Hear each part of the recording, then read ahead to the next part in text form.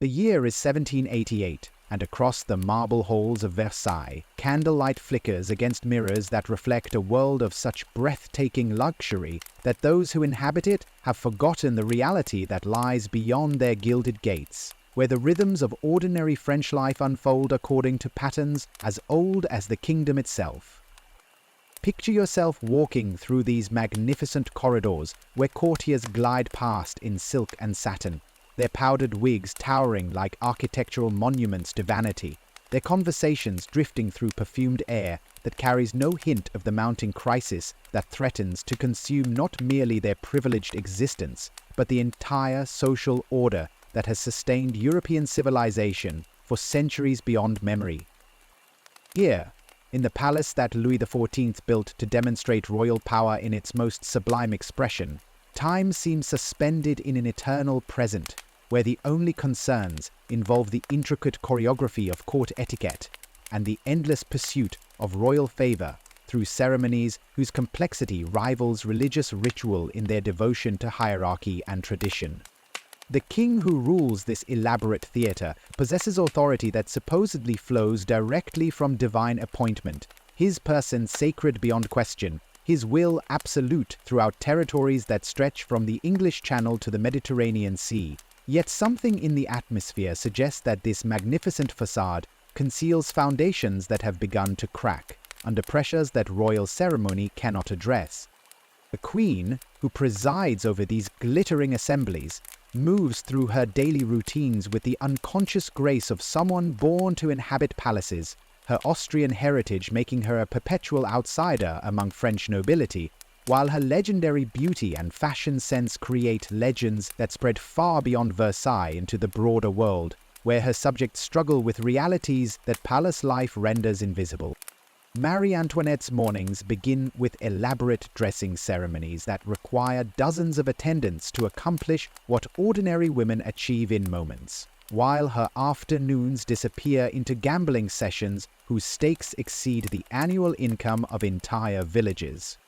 Yet, beyond the boundaries that separate royal splendor from common existence, France awakens each day to challenges that grow more pressing with each turning season, as the kingdom that appears so magnificent when viewed from Versailles reveals itself to be a nation whose financial foundations have been systematically undermined through decades of warfare and governmental extravagance.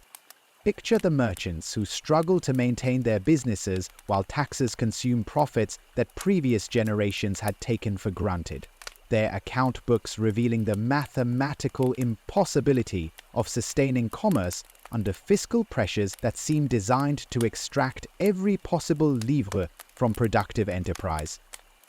The peasants who work the fields that provide the agricultural foundation for French prosperity find themselves caught between competing pressures that make survival increasingly difficult, as feudal obligations demand labor and payment to local nobles, while royal taxation requires additional contributions to a governmental system whose benefits remain invisible to those who bear its costs. The bread that forms the foundation of their daily nutrition grows more expensive with each harvest, while their ability to purchase this essential commodity declines proportionally to the mounting tax burden that funds the very luxury that insulates their rulers from awareness of common suffering.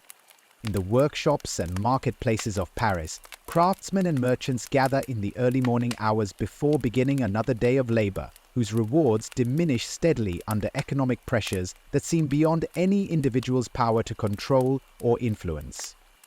The conversations that drift through these commercial districts carry undertones of frustration and bewilderment as people whose families have prospered for generations discover that traditional approaches to earning and saving no longer provide the security that previous centuries had seemed to guarantee.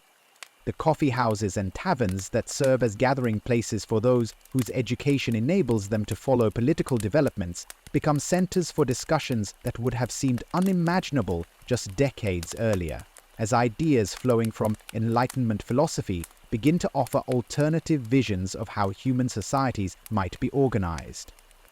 The works of Voltaire and Rousseau circulate through networks of readers, whose hunger for new concepts reflects growing dissatisfaction with political and social arrangements that increasingly appear arbitrary rather than divinely ordained. Picture the young lawyers and educated bourgeoisie who meet in these informal assemblies, their conversations encompassing everything from American colonial resistance to British authority to theoretical discussions about natural rights and governmental legitimacy that challenge assumptions their fathers had never questioned. The pamphlets that pass from hand to hand carry dangerous ideas about popular sovereignty and individual liberty that undermine the intellectual foundations upon which absolute monarchy has based its claims to obedience. The financial crisis that threatens to bring this entire system to collapse operates according to mathematical principles that royal authority cannot alter through ceremony or divine right, as decades of deficit spending have created debt obligations whose service requires revenues that the current tax system cannot generate without imposing burdens that would destroy the very economic activity that provides governmental income. The ministers who struggle with these impossible calculations understand that solutions require fundamental changes in fiscal policy that challenge privileged exemptions enjoyed by the nobility and clergy, whose cooperation any reform would require. Yet none among the inhabitants of this complex society can yet imagine the magnitude of transformation that approaches through the convergence of financial necessity with intellectual revolution, as the practical requirements of governmental survival prepare to intersect with philosophical concepts that will reshape European civilization beyond recognition. The kingdom that has provided stability for centuries stands unknowing on the threshold of revolution, whose consequences will transform not merely France, but the entire Western world's understanding of political possibility. The morning mist that rises from the Seine carries no whisper of the storms that will soon sweep away palaces and privileges, traditions and assumptions, in a deluge of change that will demonstrate how quickly human societies can transform themselves when circumstances make gradual reform impossible, while radical alternatives become more than thinkable. It becomes inevitable. The world prepares to witness the birth of modernity through violence and hope, terror and liberation, in proportions that will challenge every assumption about the relationship between order and justice that has governed European political thought since the collapse of Rome.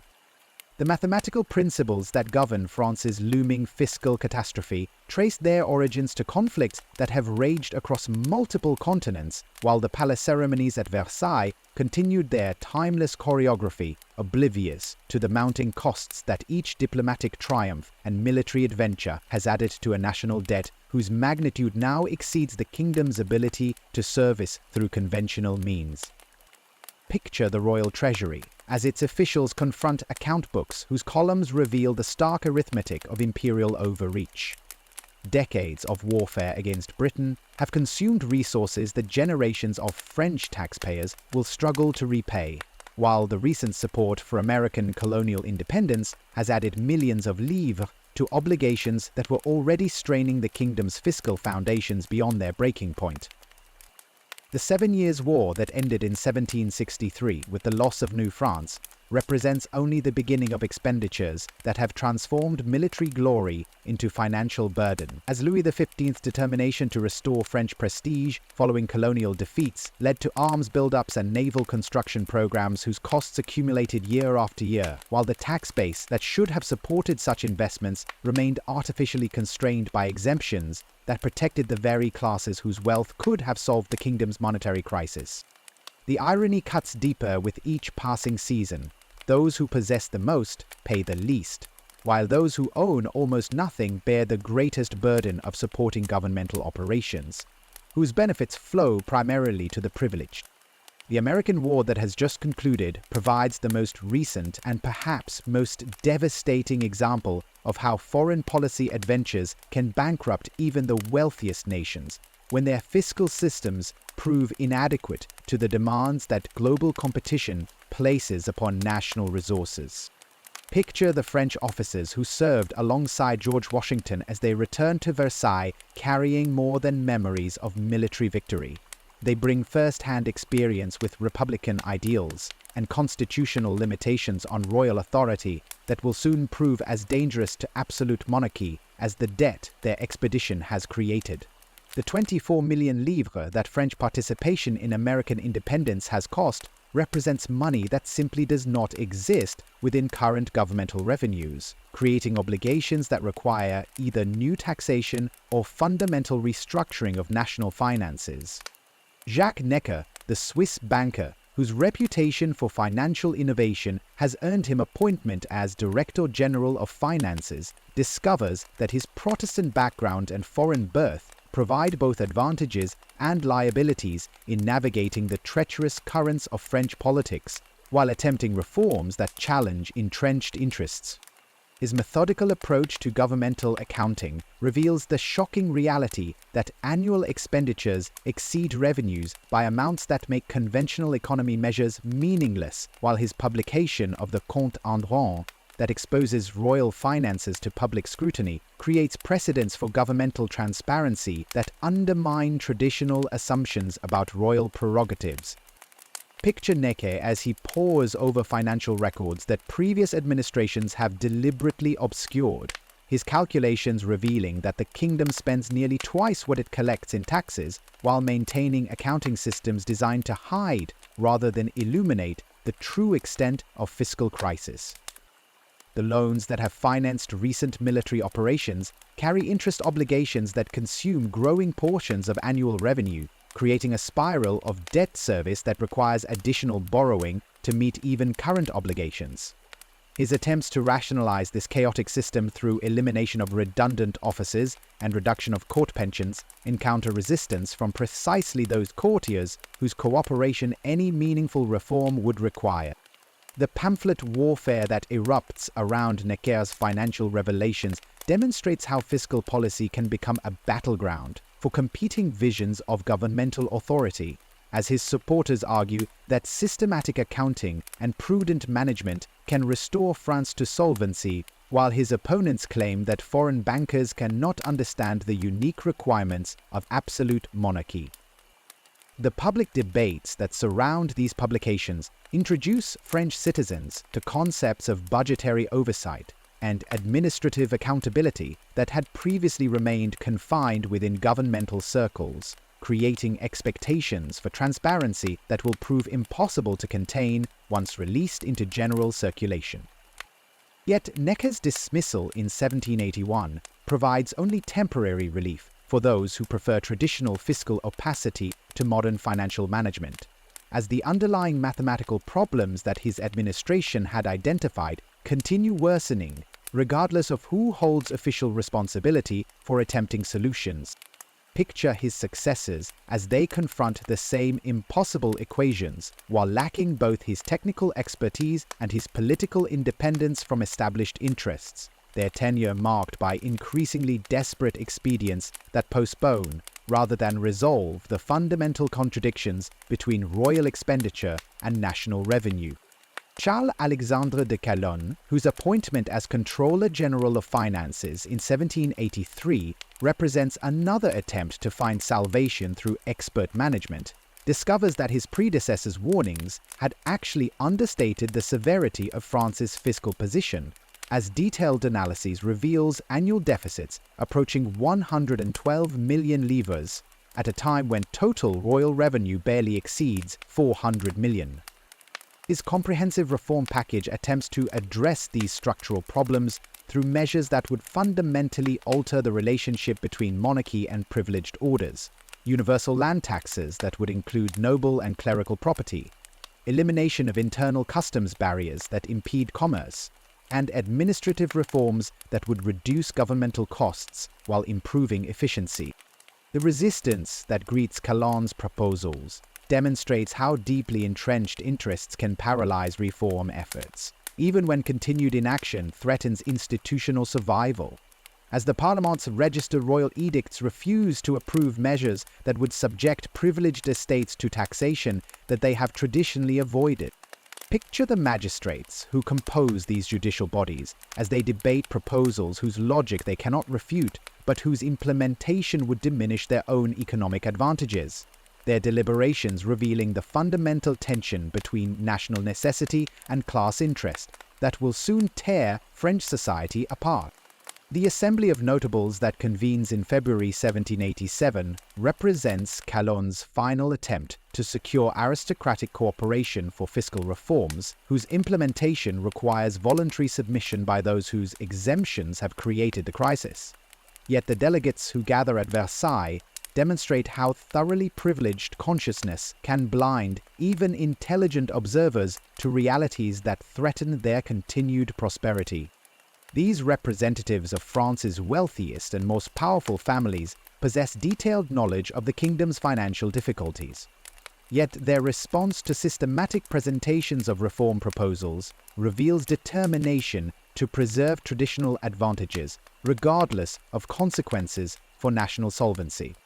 Picture this extraordinary assembly as its members listen to presentations that document the mathematical impossibility of maintaining current policies while avoiding bankruptcy, their faces reflecting the cognitive dissonance that occurs when self-interest conflicts with rational analysis.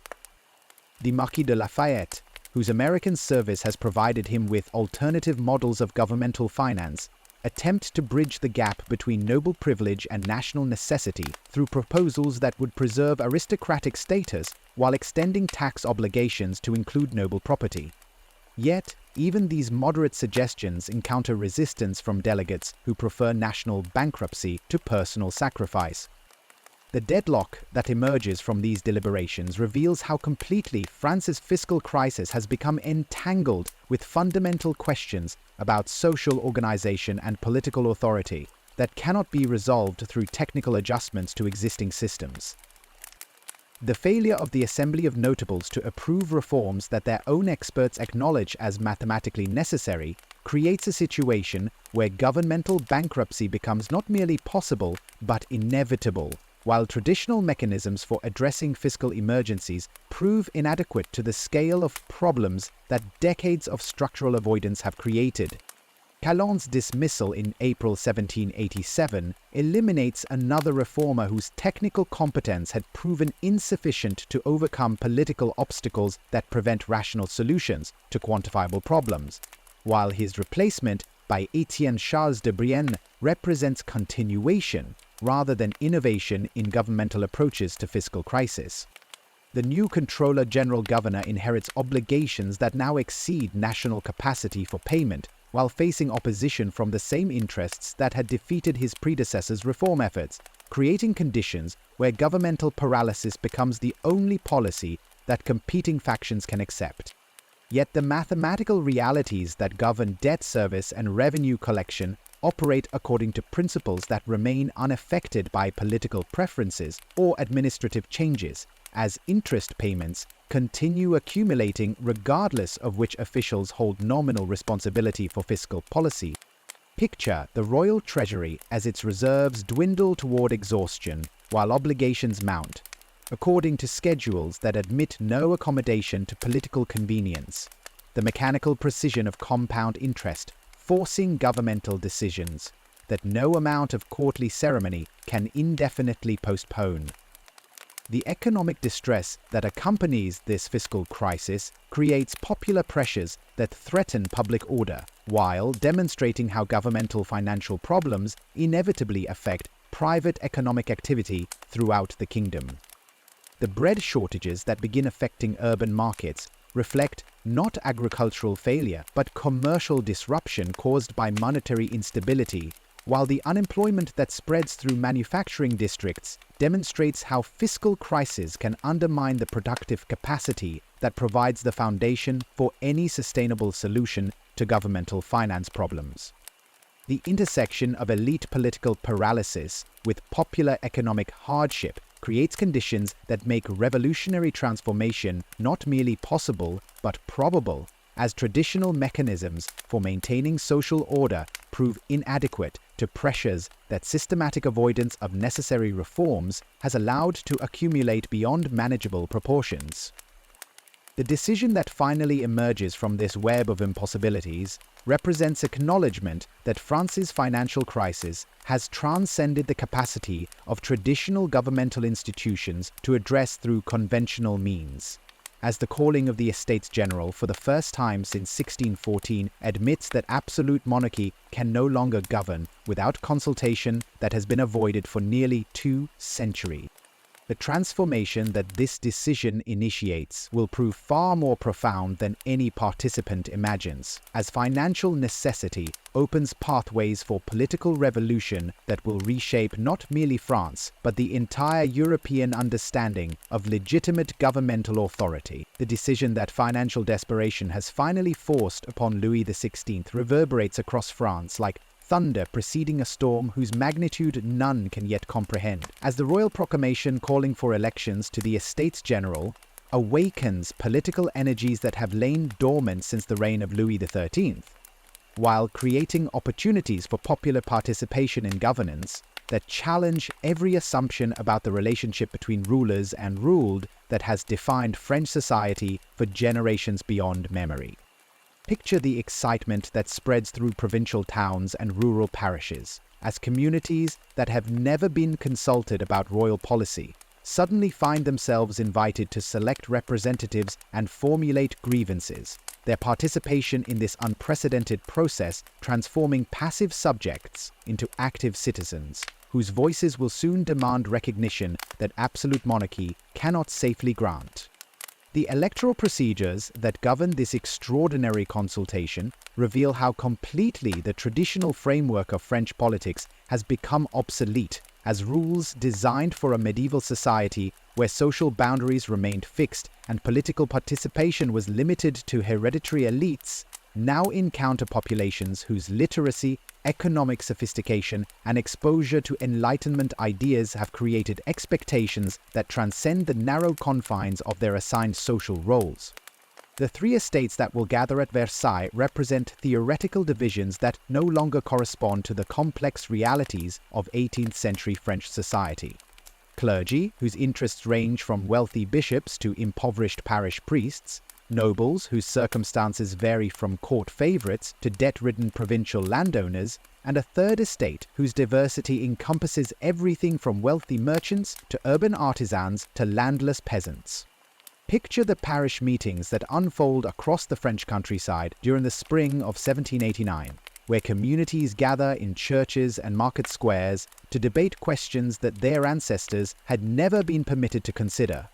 Their discussions revealing how thoroughly Enlightenment concepts have penetrated even the most traditional corners of the kingdom. The couchers de doléances that emerge from these assemblies provide remarkable documentation of popular political consciousness, as ordinary French citizens articulate grievances and propose solutions that demonstrate sophisticated understanding of governmental finance, legal procedure, and administrative reform, while expressing aspirations for equality and representation that threaten the fundamental principles upon which absolute monarchy has based its authority.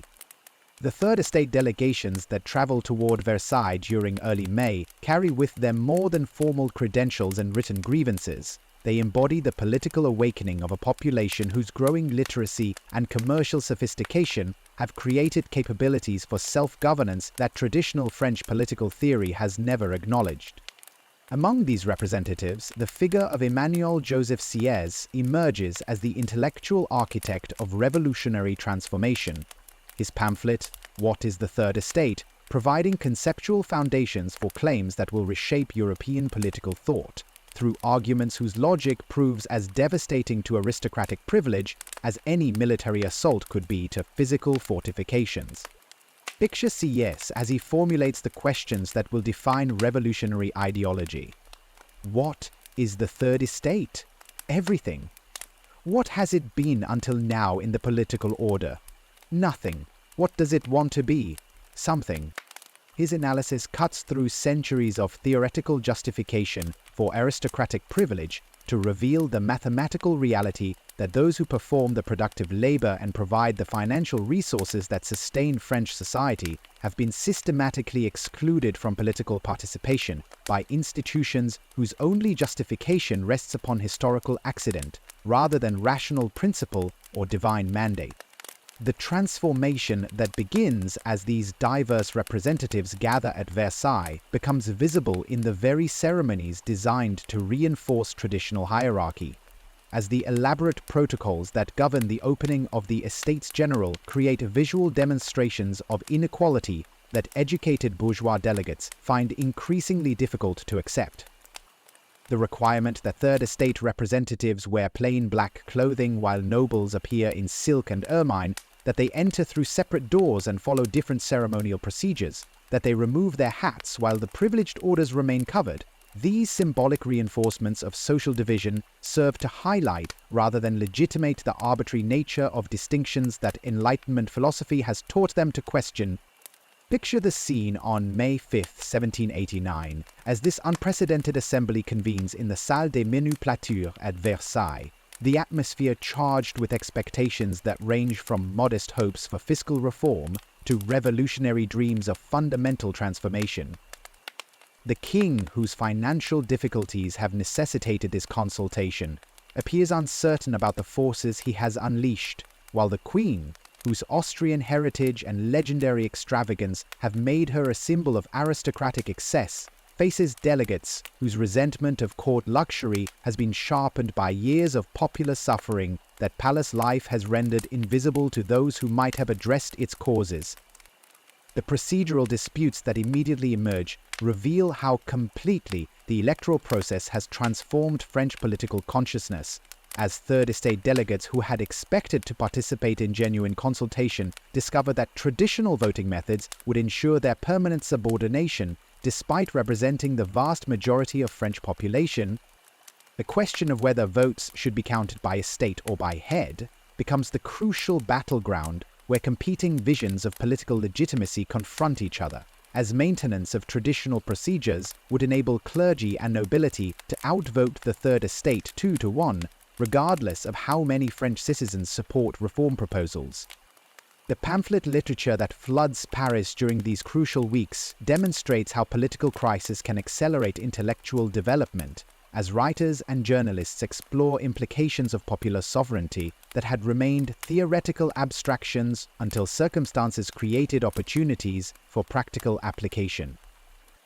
Picture the coffee houses and reading rooms where educated Parisians gather to debate treatises on constitutional government and natural rights, their discussions ranging from American precedents for republican institutions to ancient examples of democratic participation, while considering how theoretical principles might be adapted to French conditions and requirements. The stalemate that develops over voting procedures reveals how the traditional framework of French politics has become incapable of accommodating pressures that the financial crisis has released, as each estate discovers that its conception of legitimate procedure conflicts fundamentally with assumptions that govern the other's approaches to political participation. The clergy finds itself divided between higher prelates, whose interests align with aristocratic privilege, and lower priests, whose pastoral experience has made them sympathetic to popular grievances, while the nobility struggles to maintain unity between court favorites and provincial nobles whose economic circumstances often resemble those of prosperous Third Estate members more than wealthy aristocrats. Picture the growing frustration that characterizes Third Estate deliberations, as their representatives recognize that procedural traditions designed to preserve aristocratic dominance will prevent meaningful consideration of reforms that their constituents have mandated. Their discussions revealing how completely the electoral process has transformed their understanding of their role, from petitioners seeking royal favor to representatives demanding recognition of popular will. The debates that occur within their separate meeting hall demonstrate how quickly political education can advance when theoretical concepts encounter practical applications, as lawyers and merchants who had never held public office develop sophisticated arguments about constitutional principles and representative government. The intellectual revolution that accompanies these political developments draws inspiration from sources that span the breadth of Enlightenment thought, while adapting abstract principles to specific French circumstances.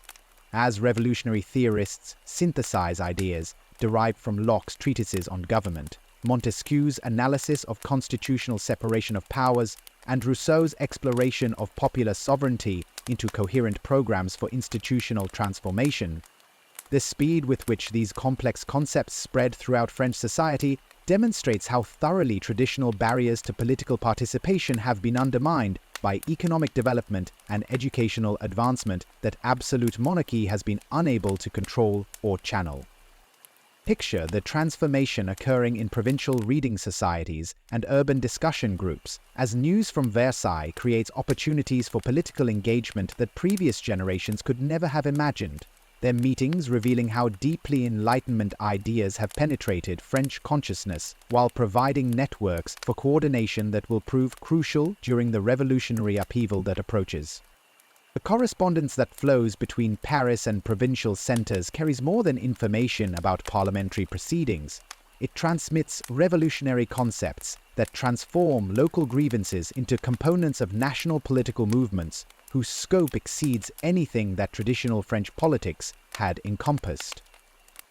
The growing recognition that traditional institutions cannot accommodate popular demands for representation creates psychological conditions that make radical alternatives not merely thinkable but necessary, as moderate hopes for incremental reform give way to understanding that meaningful change requires fundamental restructuring of relationships between governed and government. The transformation proves so rapid that delegates who had arrived at Versailles hoping to secure modest tax relief find themselves contemplating constitutional limitations on royal authority that would eliminate absolute monarchy in favor of representative government, whose legitimacy derives from popular consent rather than divine appointment. The deadlock that emerges from these incompatible expectations creates tension that traditional ceremonial procedures cannot contain or resolve, as the mathematical reality that Third Estate delegates represent the overwhelming majority of French population conflicts with institutional arrangements that ensure their permanent subordination to privileged minorities, whose wealth and status depend upon maintaining existing inequalities. Picture the atmosphere that develops as these contradictions become apparent to participants whose education has prepared them to recognize logical inconsistencies, while their political experience provides no precedents for resolving conflicts between rational principle and traditional authority. The revolutionary potential inherent in this situation becomes visible through the language that Third Estate representatives begin employing to describe their role and objectives, as constitutional terminology borrowed from American and English precedents starts replacing traditional expressions of loyalty and deference that had previously characterized communications between subjects and sovereign. The transformation from petition to demand, from request to requirement, marks the beginning of political revolution that will soon extend far beyond the procedural disputes that originally triggered it, as financial crisis creates opportunities for fundamental examination of assumptions about legitimate government that absolute monarchy cannot survive once subjected to rational scrutiny. The morning of June 20, 1789, dawns grey and humid over Versailles as Third Estate delegates arrive at their customary meeting hall to discover royal guards blocking the entrance. Workmen busily prepared the Salle des Menus Plaisirs for a royal session that would force the representatives back into the traditional ceremonial framework they have explicitly rejected. The locked doors represent more than a scheduling conflict. They symbolize Louis XVI's attempt to reassert royal control over proceedings that have already transcended his ability to direct through conventional means. The sight of sealed entrances and posted sentries creates a moment of crisis that transforms abstract constitutional theory into immediate practical necessity. Representatives who have claimed authority to speak for the French nation must now demonstrate whether their revolutionary assertions possess sufficient strength to overcome royal opposition. The crowd of delegates grows restless in the courtyard, their voices rising as word spreads that the king has ordered their exclusion while preparing his own ceremonial response to their demands. Jean-Sylvain Baille, the astronomer who serves as president of the Third Estate, leads the search for alternative meeting space. The tennis court attached to Versailles provides an unlikely refuge for displaced revolutionaries. This covered playing area, designed for the leisure of courtiers, becomes the birthplace of modern constitutional government, as deputies who expected to conduct business in formal meeting rooms discover that revolution requires adaptation to circumstances royal ceremony never anticipated. The bare walls echo with unprecedented declarations as nearly 600 delegates crowd into the rectangular space. Bailly calls for order, while Dr. Joseph Ignace Guillotin, better known to history for his later humanitarian invention, serves as secretary. The atmosphere crackles with tension, as representatives recognize that this moment will determine whether their constitutional claims represent genuine political transformation or merely temporary disruption of traditional authority. The oath itself emerges from the passionate oratory of Jean-Baptiste Pierre Bevière, a young lawyer whose words capture the revolutionary fervor spreading through the assembly. We swear never to separate and to meet wherever circumstances demand until the constitution of the kingdom is established and affirmed on solid foundations. The simple declaration carries revolutionary implications that extend far beyond its modest language. By pledging to remain united until France receives a written constitution, the representatives assert that legitimate government requires popular consent rather than royal decree. The signing proceeds with dramatic intensity as delegate after delegate steps forward to inscribe his name on the makeshift document. Only one representative, Joseph Martin d'Au from Castelnaudary, refuses to sign, earning the contempt of his colleagues and the enduring judgment of history. The remaining delegates embrace their commitment with enthusiasm that transforms legal theory into sacred obligation, their signatures creating bonds that traditional political authority cannot dissolve through royal command or aristocratic pressure. News of the oath spreads rapidly through the corridors of Versailles and the streets of Paris. Clerical delegates begin defecting from their separate assembly to join the self-proclaimed National Assembly, demonstrating how the revolution's appeal transcends narrow Third Estate grievances to encompass broader aspirations for governmental reform. The lower clergy, whose pastoral experience has made them sympathetic to popular suffering, find common ground with bourgeois representatives whose demands for equality challenge aristocratic privilege. The Abbé Henri Grégoire, future constitutional bishop and advocate for Jewish emancipation, leads 149 clerical delegates into the Revolutionary Assembly on June 22nd. Their dramatic entrance transforms the political balance at Versailles while revealing how completely financial crisis and Enlightenment education have undermined traditional alliances between church and crown. These parish priests abandon the ancient partnership between altar and throne in favor of revolutionary principles that promise to serve Christian values more effectively than royal absolutism has proven capable of achieving. Even more significant defections follow as liberal nobles join the constitutional movement. The Marquis de Lafayette brings American revolutionary experience to bear upon French constitutional development, his presence providing practical knowledge of republican institutions while demonstrating that aristocratic background need not prevent commitment to popular sovereignty. The Duke of Orléans, cousin to the king and one of France's wealthiest nobles, lends his support to constitutional limitation of royal power, creating scandal within court circles while legitimizing revolutionary change among moderate aristocrats. The king's response reveals the indecision that will characterize his reign's final years. Louis XVI struggles to comprehend the magnitude of transformation his financial troubles have unleashed, his gentle nature and scholarly inclinations making him reluctant to employ forceful measures that more ruthless predecessors might have used to crush political opposition before it could consolidate sufficient strength to challenge royal supremacy. His advisors offer conflicting counsel that reflect their own confusion about how traditional monarchy should respond to unprecedented assertions of popular power. Marie Antoinette's influence proves particularly damaging during these crucial deliberations. The Queen brings Austrian court traditions that have never encountered sustained challenges to monarchical authority, her foreign birth and aristocratic instincts making her unable to comprehend how completely French political consciousness has been transformed by financial crisis and Enlightenment education. Her council consistently favors firm resistance to popular demands that she views as temporary aberrations rather than permanent changes in the relationship between rulers and ruled. The royal session finally convenes on June 23rd in an atmosphere of barely contained hostility.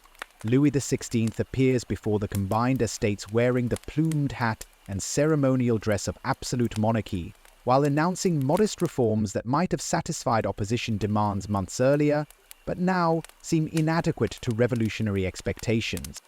He offers to eliminate arbitrary imprisonment, reform taxation, and reduce government expenditure, while explicitly maintaining royal authority over military, diplomatic, and religious affairs. Most provocatively, the king declares the National Assembly's previous deliberations null and void, ordering the estates to resume separate meetings according to traditional procedures. The ceremony concludes with royal command that all delegates withdraw immediately, leaving the representatives to demonstrate whether constitutional principles possess sufficient strength to resist direct royal prohibition. The Third Estate delegates remain seated in defiant silence as nobles and most clergy file out of the hall. Bailly maintains his position as president, while the Marquis de Dreux, the king's master of ceremonies, approaches to repeat the royal command. His imperious demand that the assembly disperse immediately provokes the most famous response in French revolutionary history. The Count de Mirabeau, the eloquent nobleman who has embraced the popular cause, rises to deliver words that echo through the centuries. "We are here by the will of the people, and will not leave except at the point of bayonets." The confrontation crystallizes the fundamental constitutional issue dividing France.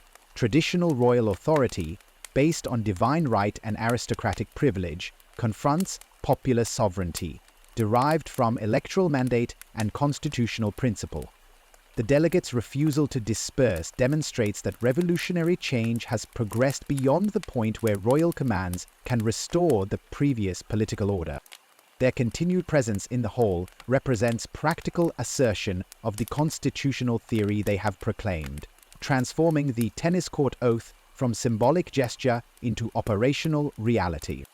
The military preparations surrounding Versailles during these crucial weeks reveal how the logic of revolution creates momentum that neither moderate reformers nor conservative defenders can control once constitutional principles have been asserted with sufficient clarity to require decisive response from traditional authority.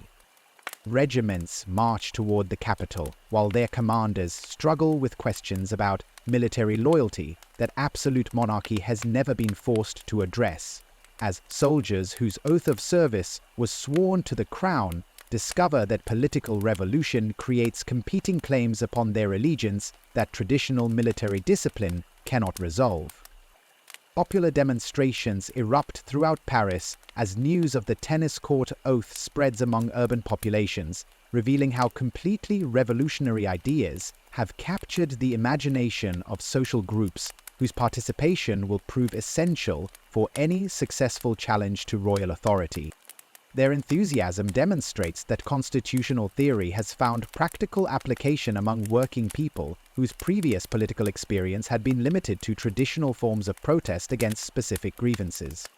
The crowds gathering in the Palais Royal celebrate this unprecedented assertion of popular will, their voices creating new forms of political expression that will soon prove as revolutionary as the formal proceedings at Versailles.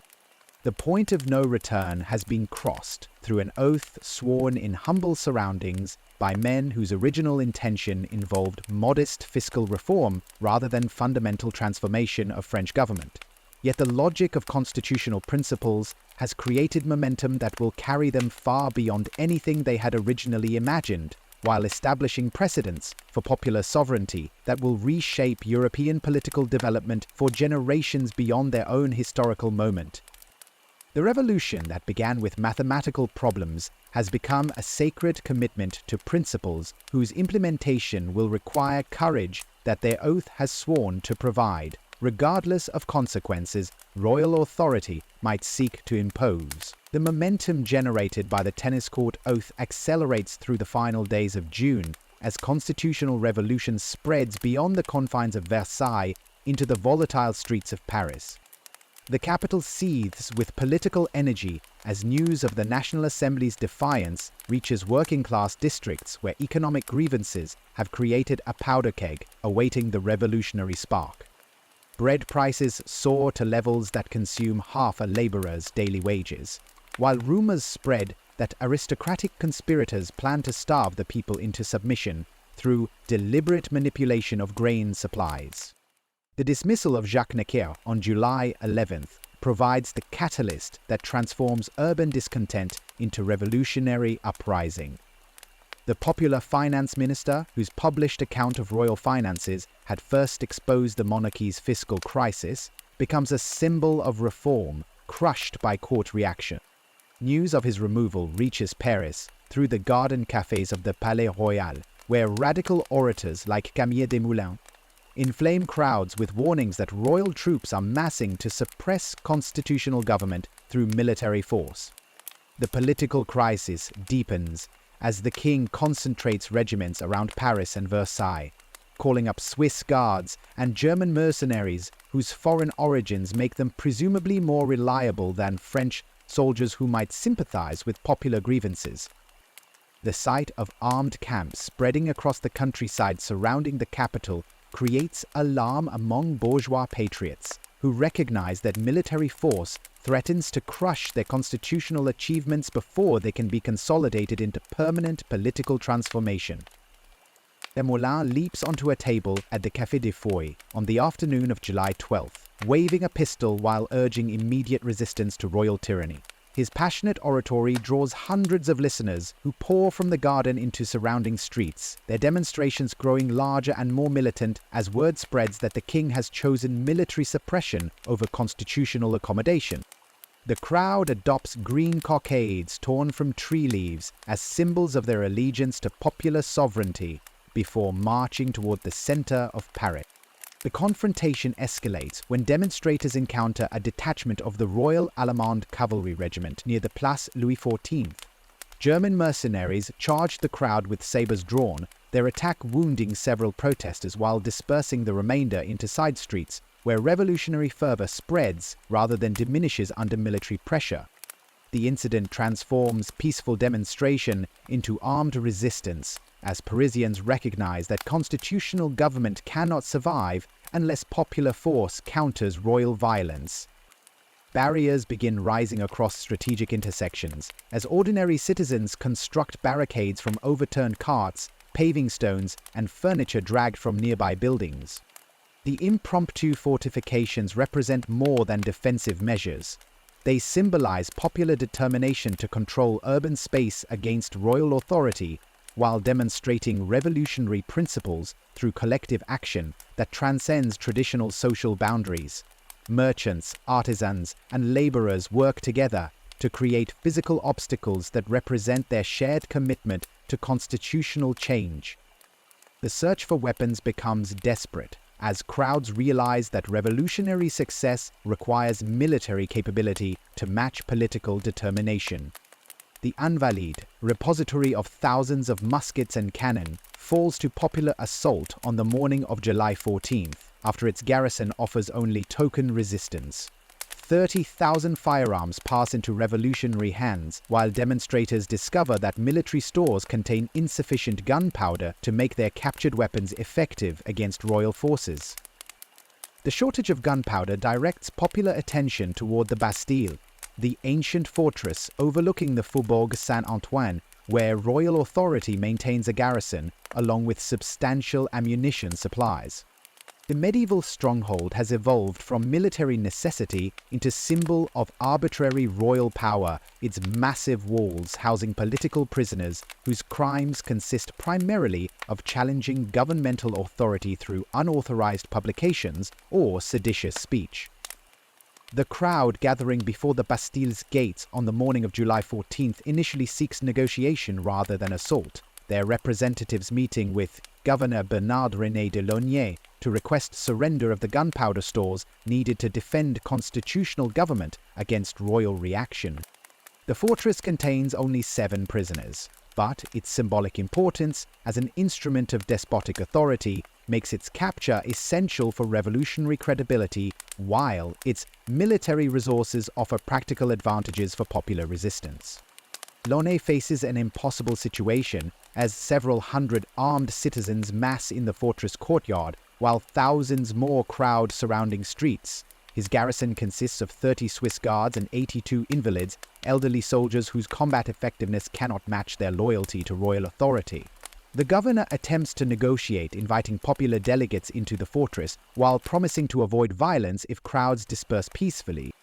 The negotiations collapse when demonstrators lower the drawbridge leading to the outer courtyard, interpreting this action as invitation to advance, despite Launay's protests that he intended no such permission. The crowd surges forward into the space between outer and inner fortifications, creating confusion that transforms tentative negotiation into violent confrontation when nervous defenders fire into the mass of people below. The musket volleys from the fortress walls kill nearly 100 attackers, while wounding many more, their blood staining cobblestones, while survivors take cover behind whatever shelter the courtyard provides. The slaughter enrages the besiegers, who recognize that royal authority has chosen violence over negotiation, while demonstrating that popular revolution must succeed through force, since peaceful resolution has proven impossible. Its siege intensifies as insurgents position captured cannon from the Invalides to bombard the fortress gates, while sharpshooters occupy surrounding buildings to harass defenders manning the walls. The thunder of artillery echoes across eastern Paris as revolutionary warfare begins in earnest, the sounds attracting additional crowds whose numbers swell the attacking force while demonstrating popular commitment to constitutional change. Launay realizes that his position has become untenable as cannonballs damage the main gate while sniper fire makes movement along the ramparts increasingly dangerous.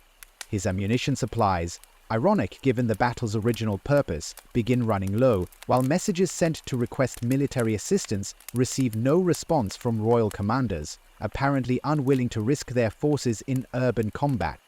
The decisive moment arrives when mutinous members of the Garde Française, regular army units whose sympathies lie with popular grievances rather than royal authority, join the assault with professional military expertise that transforms the siege from desperate improvisation into coordinated attack. The arrival of trained soldiers carrying additional artillery shifts the military balance decisively against the fortress defenders. Facing inevitable defeat and fearing massacre if the fortress falls by storm, Launay agrees to surrender in exchange for safe passage for his garrison. He pushes a note through gaps in the gate, promising to open the fortress if attackers guarantee that his men will be spared, their lives protected despite their service to royal authority. The crowd accepts these terms, their representatives providing assurances that constitutional principles include mercy for defeated opponents. The gates open at 5 in the afternoon to admit a flood of triumphant Parisians who pour through corridors seeking the political prisoners they expect to liberate, along with the gunpowder they need for continued resistance.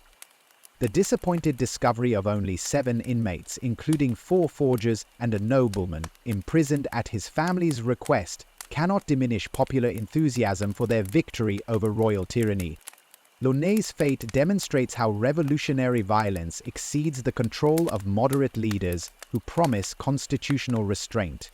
Despite guarantees of safe conduct, the crowd seizes the governor while conducting him through hostile streets toward the Hôtel de Ville. The journey becomes a gauntlet of abuse as angry citizens blame him personally for the deaths of their neighbors, their fury overwhelming rational calculation about the political advantages of merciful treatment.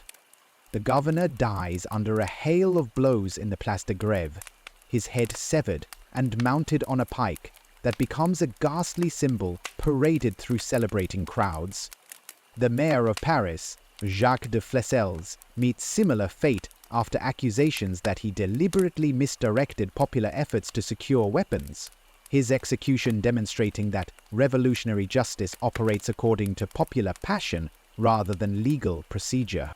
The liberation of the Bastille resonates far beyond Paris, as news spreads throughout France that popular force has successfully challenged royal authority while seizing military resources necessary for continued resistance.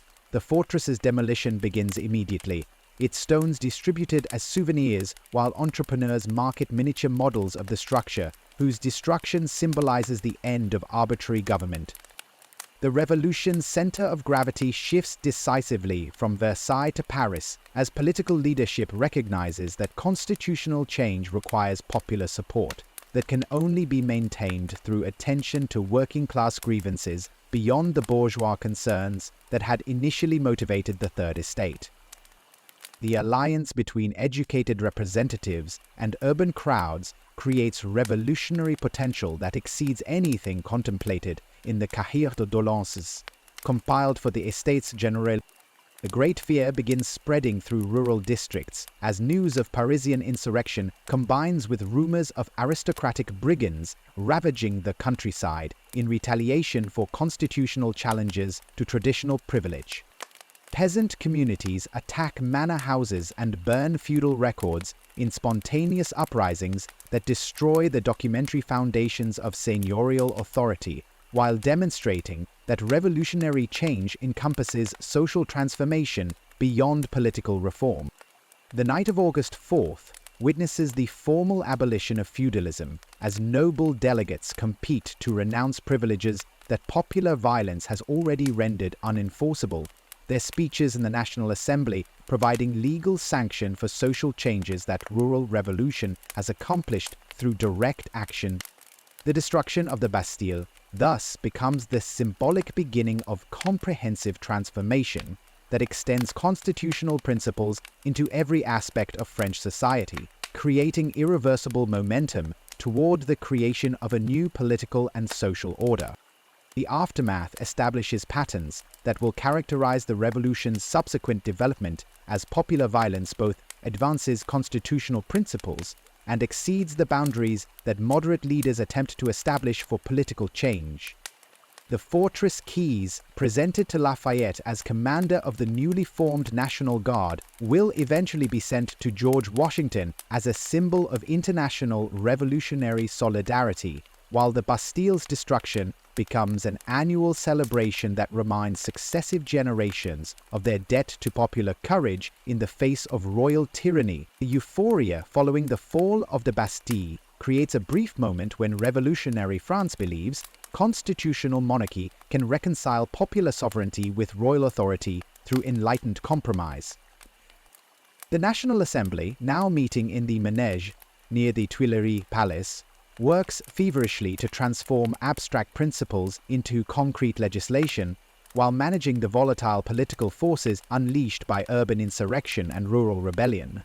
The night of August 4th has already swept away feudalism in a cascade of noble renunciations, yet the harder task of constructing new institutions proves more challenging than destroying old ones.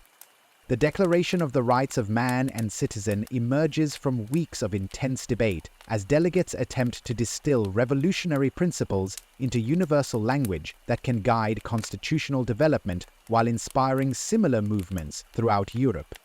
Lafayette presents the initial draft, drawing inspiration from his American experience and correspondence with Thomas Jefferson, but the final document reflects distinctively French concerns shaped by centuries of royal absolutism and aristocratic privilege. The 17 articles proclaim that men are born and remain free and equal in rights, establishing natural liberty, property, security, and resistance to oppression as fundamental human entitlements that no government can legitimately violate. The Declaration asserts that political authority derives from the nation rather than divine right, while guaranteeing freedom of thought, speech, and religion within limits established by law rather than royal whim. The language resonates across Europe as revolutionary principles challenge traditional hierarchies from Madrid to St. Petersburg. The document's adoption on August 26 represents the revolution's intellectual high point, its philosophical clarity providing moral foundation for the practical political changes that follow. Public readings in Paris squares draw enthusiastic crowds, while provincial administrators struggle to implement abstract principles through concrete legislation. The Declaration's universal language transcends French boundaries as translated copies circulate through underground networks in neighboring kingdoms, where royal censors attempt to suppress revolutionary ideas. King Louis XVI receives the Declaration with obvious reluctance, his delay in providing formal approval revealing the depth of his opposition to constitutional limitations on royal prerogative. The monarch's resistance extends beyond personal pique to fundamental disagreement about the nature of political authority, as his understanding of kingship cannot accommodate popular sovereignty without destroying the divine sanction upon which traditional monarchy depends. Royal advisors debate whether accepting the Declaration commits the crown to revolutionary principles that contradict centuries of monarchical tradition. The constitutional debates that consume the Assembly through the autumn months expose fundamental divisions about how revolutionary principles should be implemented in practice. The moderate majority, led by figures like Jean-Joseph Mounier and Pierre-Victor Malouet, favors an English-style constitutional monarchy with strong executive authority, balanced by legislative oversight and judicial independence. These constitutional monarchists believe revolutionary goals can be achieved through measured reform that preserves social stability while eliminating arbitrary government. Opposition comes from more radical delegates who argue that meaningful constitutional change requires more extensive democratization of political institutions and social relationships. Maximilien Robespierre, the austere lawyer from Arras, whose moral inflexibility will later define the revolution's most extreme phase, advocates expanded suffrage and direct democracy that reflects the will of ordinary citizens rather than educated elites. His speeches denounce halfway measures, while demanding complete implementation of popular sovereignty regardless of social consequences. The question of royal veto power becomes the focal point for these competing visions of constitutional government. Moderates insist that effective executive authority requires the ability to block hasty or ill-considered legislation, while radicals argue that popular sovereignty cannot tolerate royal interference with the national will. Debates rage for weeks as delegates struggle to balance democratic principles with practical governance requirements.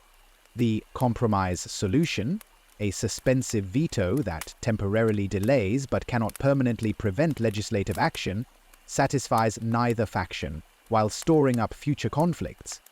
The financial crisis that originally triggered the revolutionary process continues plaguing the new constitutional order as traditional revenue sources collapse, while government expenses increase due to political instability and economic disruption. Tax collection virtually ceases in many provinces, as royal administrators flee, while revolutionary officials lack experience managing complex fiscal systems.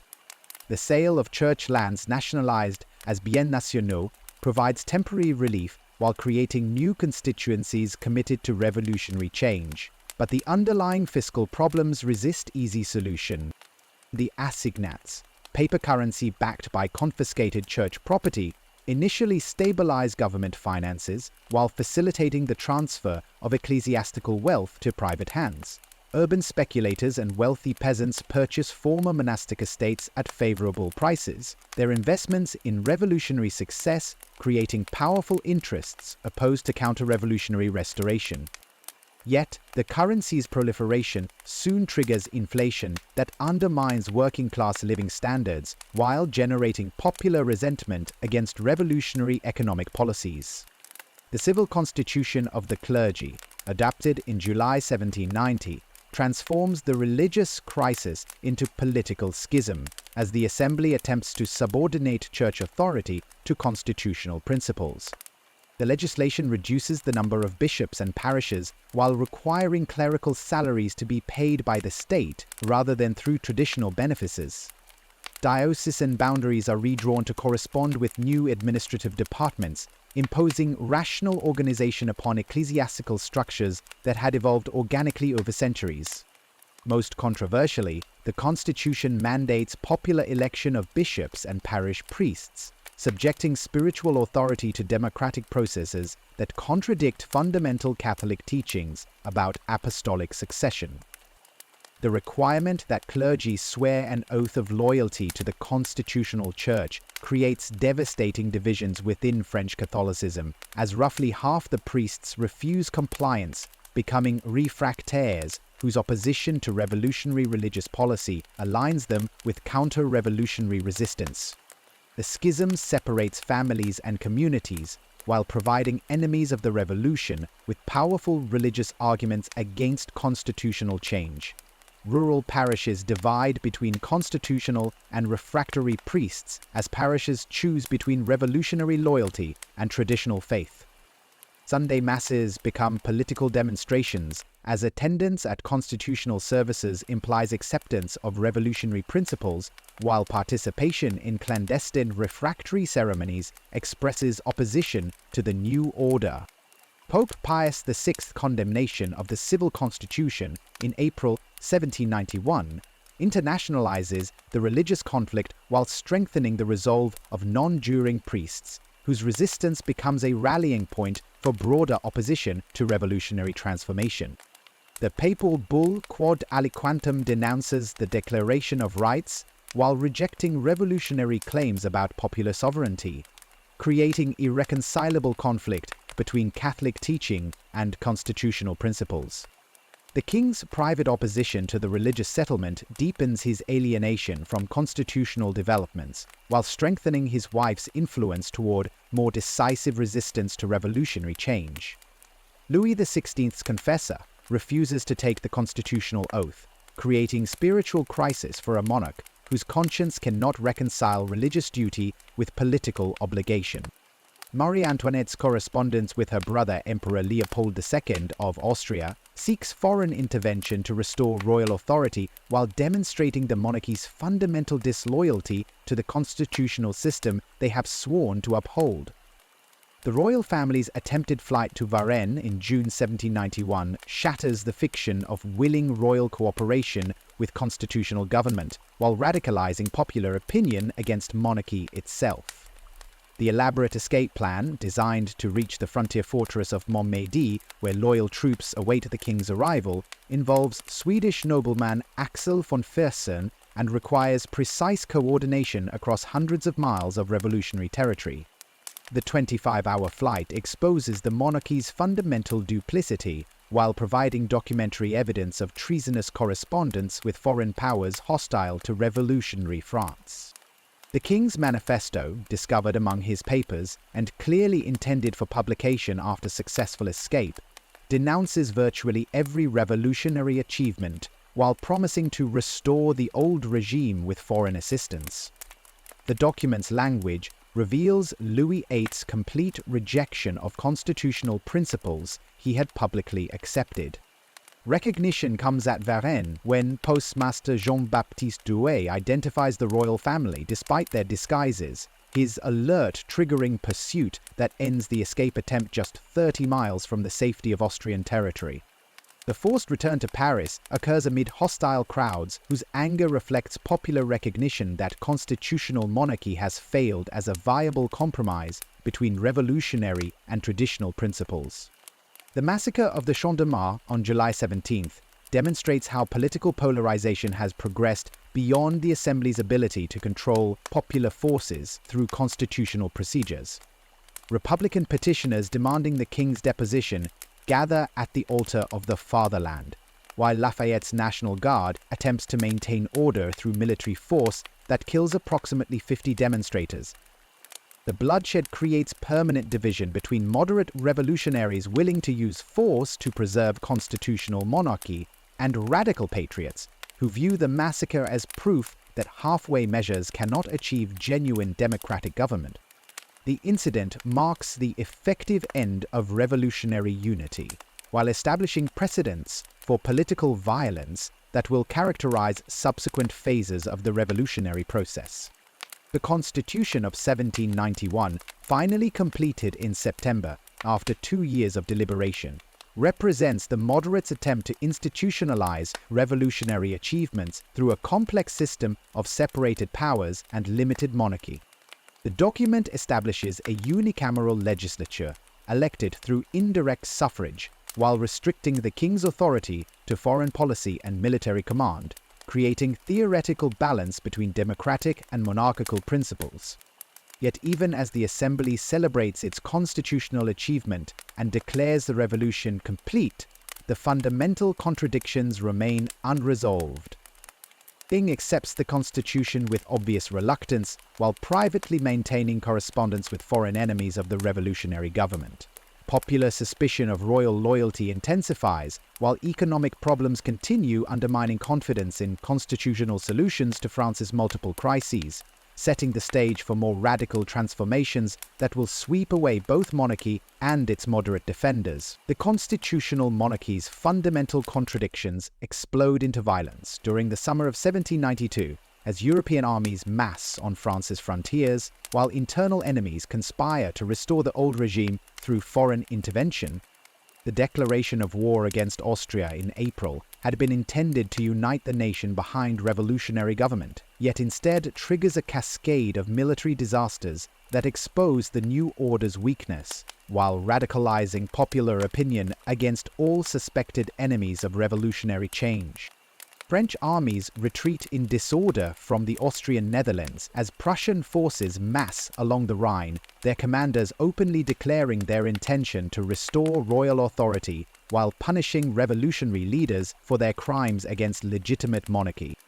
The manifesto, issued by Charles William Ferdinand, Duke of Brunswick, in July threatens to deliver Paris to military execution if the royal family suffers any harm, its arrogant language inflaming patriotic sentiment while confirming popular suspicions about the monarchy's treasonous correspondence with foreign enemies.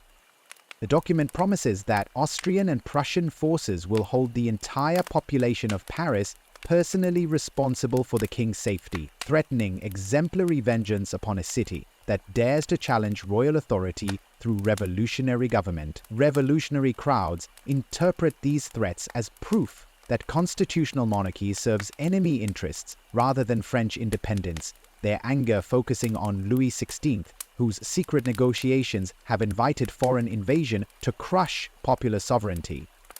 The political crisis deepens as news arrives of military defeats at Marcoing and Quivreux, battles where French commanders prove incompetent while soldiers desert in massive numbers rather than fight for a government they no longer trust. The emigrant nobility fights alongside Austrian forces, their presence on enemy battlefields confirming revolutionary suspicions about aristocratic treason, while demonstrating that civil war has merged with foreign invasion in a struggle that will determine whether France remains independent or returns to the European system of absolute monarchy. Lafayette's attempt to rally the army behind constitutional monarchy fails, as both soldiers and civilians reject his appeals for moderation, his reputation as the hero of two revolutions unable to bridge the growing chasm between constitutional government and popular democracy. The general's flight into exile symbolizes the collapse of moderate revolutionary leadership, while removing the last credible military figure capable of defending the constitutional settlement against radical assault. The insurrection of August 10th sweeps away the constitutional settlement as armed sections from Paris neighborhoods storm the Tuileries Palace while demanding the monarchy's immediate abolition. The revolt begins before dawn as tocsin bells ring throughout the capital, summoning citizens to arms against the Austrian Committee, as popular orators termed the Royal Court, whose correspondence with foreign enemies has been revealed through captured documents.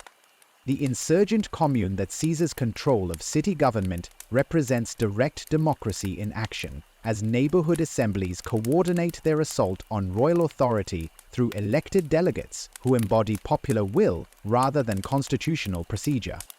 The Swiss Guards' desperate resistance results in massacre as revolutionary fury overwhelms royal defenses, their disciplined volleys initially holding the courtyards before being overrun by waves of attackers, whose numbers and determination prove irresistible. Nearly 600 guards die defending a king who has already fled to the Legislative Assembly for protection, their bodies littering palace corridors while survivors flee through gardens strewn with evidence of popular vengeance against foreign mercenaries. The royal apartments are systematically pillaged, as crowds search for documentary proof of treason while destroying symbols of monarchical authority that have oppressed the French nation for centuries. The suspension of Louis XVI from his constitutional functions marks the effective end of the First Republic's attempt to balance popular sovereignty with monarchical tradition. The Legislative Assembly, elected under the Constitution of 1791, acknowledges its own inadequacy by calling for new elections to a national convention that will determine France's political future without the constraints imposed by constitutional monarchy. The interim government that emerges from the august insurrection operates through revolutionary committees whose authority derives from popular mandate rather than constitutional procedure, their emergency powers extending to all aspects of national defense and internal security. The September massacres reveal how revolutionary violence escapes the control of moderate leaders, as popular tribunals execute prisoners suspected of counter-revolutionary activities during the first week of September. The killings begin at the Abbey prison on September 2nd, when crowds storm the facility while news arrives that Verdun has fallen to Prussian forces, bringing enemy armies within 150 miles of the capital. The proximity of foreign invasion creates panic among Parisians who fear that internal enemies will break from their prisons to assist Austrian and Prussian forces in destroying the revolution from within. Impromptu tribunals conduct swift trials as revolutionary committees organize systematic examination of prisoners whose alleged crimes range from correspondence with emigrant nobles to simple proximity to aristocratic privilege. The proceedings combine primitive justice with political calculation, as citizen judges determine life or death based on evidence that often consists of social position, previous associations, or demeanor during interrogation. Over 4 days, approximately 1,200 prisoners die in killings that combine patriotic necessity with popular vengeance, their deaths justified by the emergency circumstances of foreign invasion, while revealing the revolution's capacity for violence that transcends legal restraint. The massacres spread to provincial centers as similar committees organize elimination of suspected enemies throughout France, their actions coordinated through correspondence that treats political murder as necessary defense of revolutionary government. Refractory priests suffer particularly severe persecution, as their refusal to accept the constitutional church identifies them with counter-revolutionary resistance, while former nobles face execution simply for belonging to a social order that has been declared incompatible with republican virtue. Maximilien Robespierre emerges as the intellectual architect of revolutionary virtue during these crucial months, his speeches in the Jacobin Club articulating a vision of republican government based on moral purity rather than constitutional procedure. The lawyer from Arras develops theoretical frameworks that identify virtue with popular will while condemning moderation as disguised counter-revolution. His austere lifestyle and incorruptible reputation lending credibility to demands for more rigorous pursuit of revolutionary enemies. Robespierre's political philosophy draws inspiration from Rousseau's concept of the general will, while adapting abstract theory to practical circumstances of revolutionary government besieged by foreign and domestic enemies.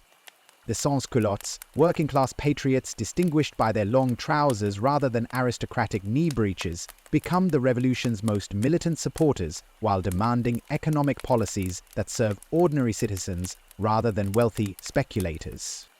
Their neighborhood sections provide organizational infrastructure for direct democracy that bypasses representative institutions through constant popular assemblies where citizens debate policy while monitoring governmental compliance with revolutionary principles.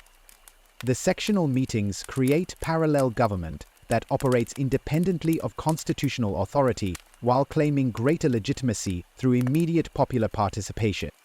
The economic demands of the sans-culotte challenge bourgeois revolutionary leadership as working-class spokesmen advocate price controls, wealth redistribution, and state intervention in markets to ensure adequate food supplies for urban populations. Jacques Roux, the radical priest, whose inflammatory sermons earn him the title Red Priest, articulates social gospel that identifies Christianity with economic equality, while denouncing merchants whose speculation increases popular suffering during wartime shortages. The enragers, as Roux's followers become known, demand maximum price controls on grain and other necessities while threatening violent action against merchants who violate revolutionary economic policy. The trial of Louis XVI transforms the former monarch into a symbol whose fate will determine whether the revolution embraces radical democracy or seeks reconciliation with traditional authority. The National Convention, meeting in the former Royal Riding School, conducts proceedings that combine legal procedure with political theatre, as deputies debate whether kings can be judged by popular tribunals or remain beyond human justice through divine appointment. The trial's outcome will signal to Europe whether France has permanently broken with monarchical government or might yet be restored to the family of legitimate kingdoms through negotiation. The discovery of the iron chest in the Tuileries provides documentary evidence of royal treason, as secret correspondence reveals the extent of Louis XII's collaboration with foreign enemies seeking to crush revolutionary government through military invasion.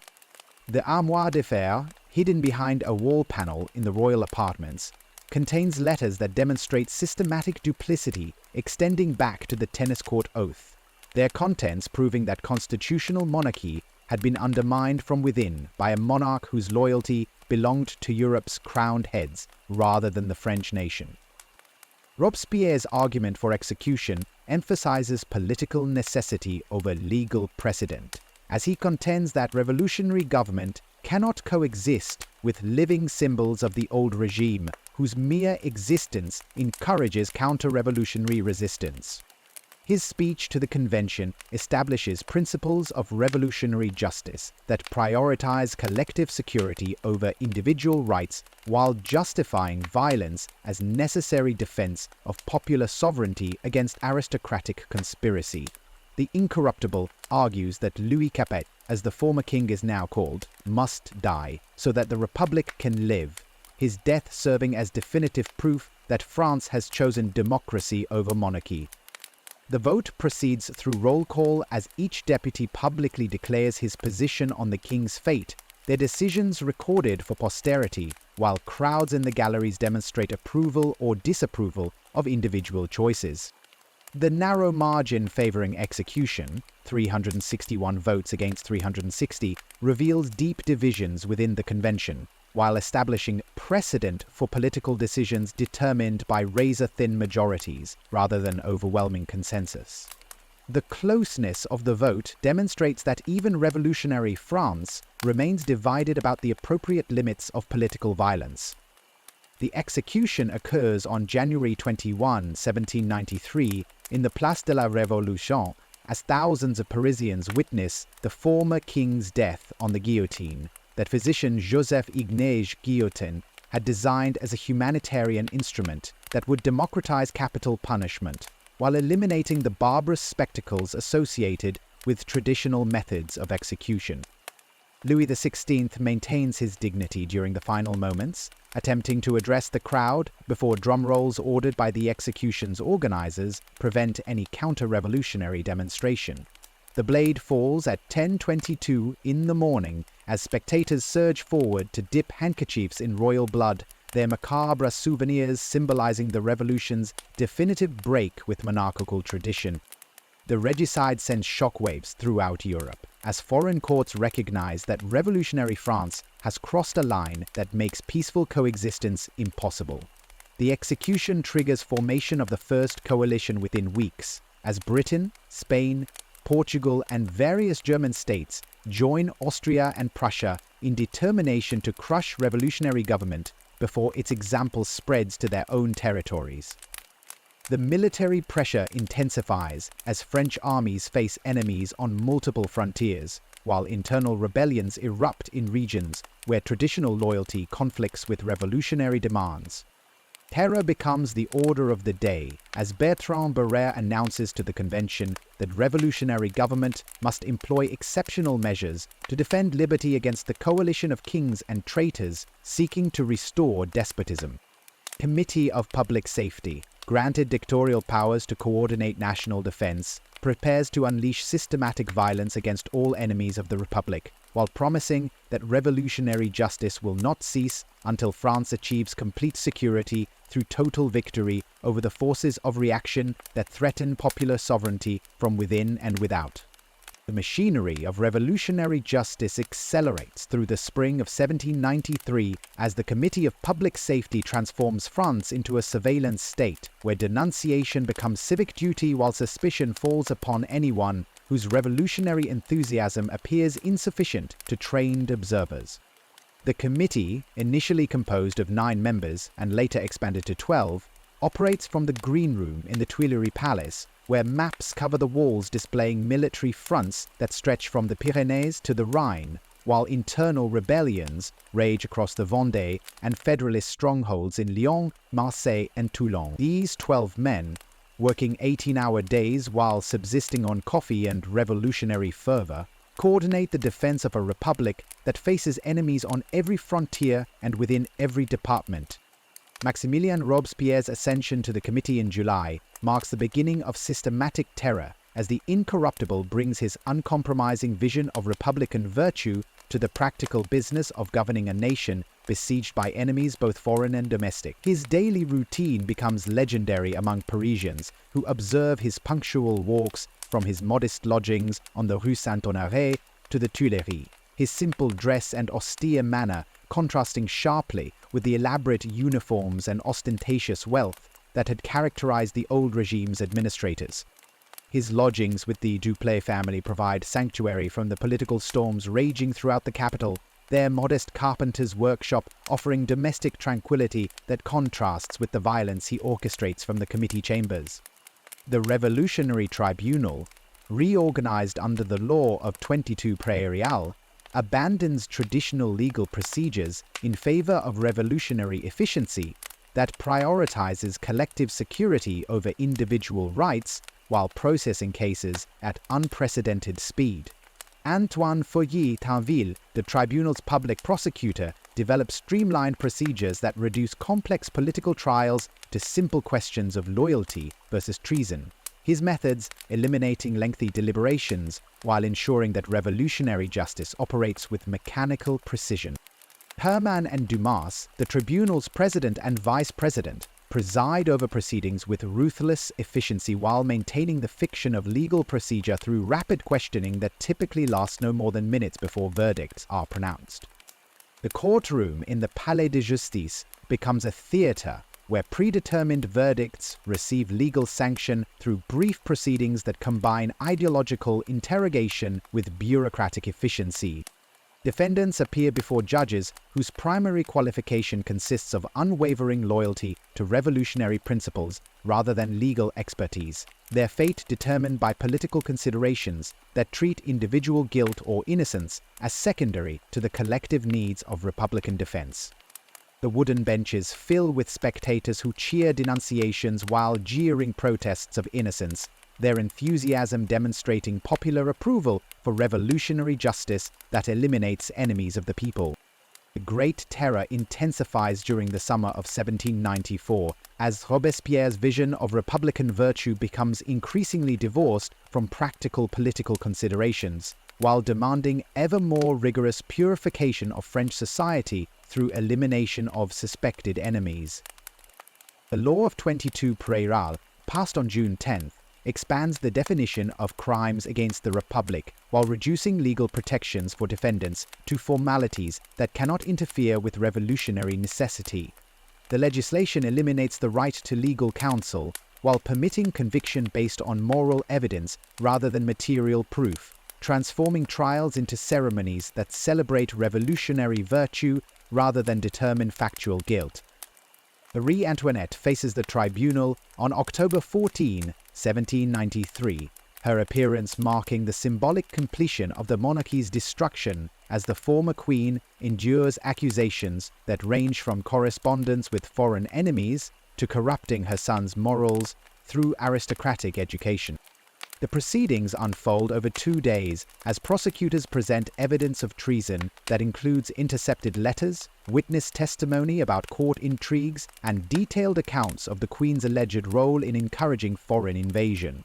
Her responses, delivered with dignity despite the hostile atmosphere, deny charges while maintaining that her actions had been motivated by maternal concern rather than political conspiracy. The Austrian woman, as revolutionary propaganda terms her, maintains composure throughout proceedings designed to humiliate royal pretensions while demonstrating popular justice's supremacy over aristocratic privilege. Her hair has turned white during months of imprisonment in the conciergerie, her once elaborate court dress replaced by simple black garments that emphasize her fall from power. Her execution 2 days later draws massive crowds whose cheers celebrate the elimination of a symbol that had represented everything revolutionaries despised about the old regime. The queue of tumbrils rolling through Paris streets toward the Place de la Révolution becomes a daily spectacle as revolutionary justice processes enemies of the people with industrial efficiency. The wooden carts, originally designed for transporting refuse, now carry human cargo whose final journey through hostile crowds demonstrates popular approval for systematic elimination of counter-revolutionary threats.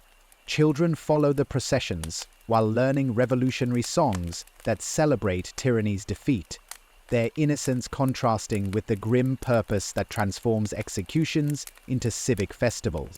Charles-Henri Sanson, the executioner whose family has served royal justice for generations, now operates the guillotine with mechanical precision while processing victims whose social backgrounds range from former nobles to common criminals accused of insufficient revolutionary enthusiasm. Georges Danton's growing opposition to the terror's escalation places him on a collision course with Robespierre, as the former allies debate whether revolutionary government has achieved sufficient security to moderate its methods. Danton's calls for mercy reflect war weariness among deputies, who fear that unlimited terror will consume the revolution's supporters along with its enemies, while his lifestyle and associates provide ammunition for those who question his commitment to republican virtue. The conflict between Danton and Robespierre represents fundamental disagreement about revolutionary goals, as Danton advocates consolidation of gains already achieved, while Robespierre demands continued purification until French society achieves complete moral transformation. The personal relationship forged during the monarchy's final crisis deteriorates as political differences become irreconcilable, philosophical disputes about human nature, and the possibility of creating virtuous republics through governmental action. Camille Desmoulins, whose journalism had helped trigger the Bastille's fall, publishes Le Vieux Cordelier as a vehicle for attacking terrorist excess while appealing to revolutionary moderation. His articles, written in the form of classical dialogues, compare contemporary France to ancient Rome during its decline, while warning that unlimited political violence destroys the very liberty it claims to defend. The pamphlet's popularity among war-weary Parisians demonstrates growing exhaustion with revolutionary extremism, while providing Robespierre with evidence of counter-revolutionary conspiracy among former allies. Desmoulins' friendship with Robespierre, dating to their school days at Louis-le-Grand, cannot protect him from charges of moderantism that become equivalent to treason in the logic of revolutionary suspicion. The trial and execution of the Dantonists in April 1794 eliminates the last credible opposition to Robespierre's vision while demonstrating that revolutionary justice recognizes no immunity based on past services to popular government.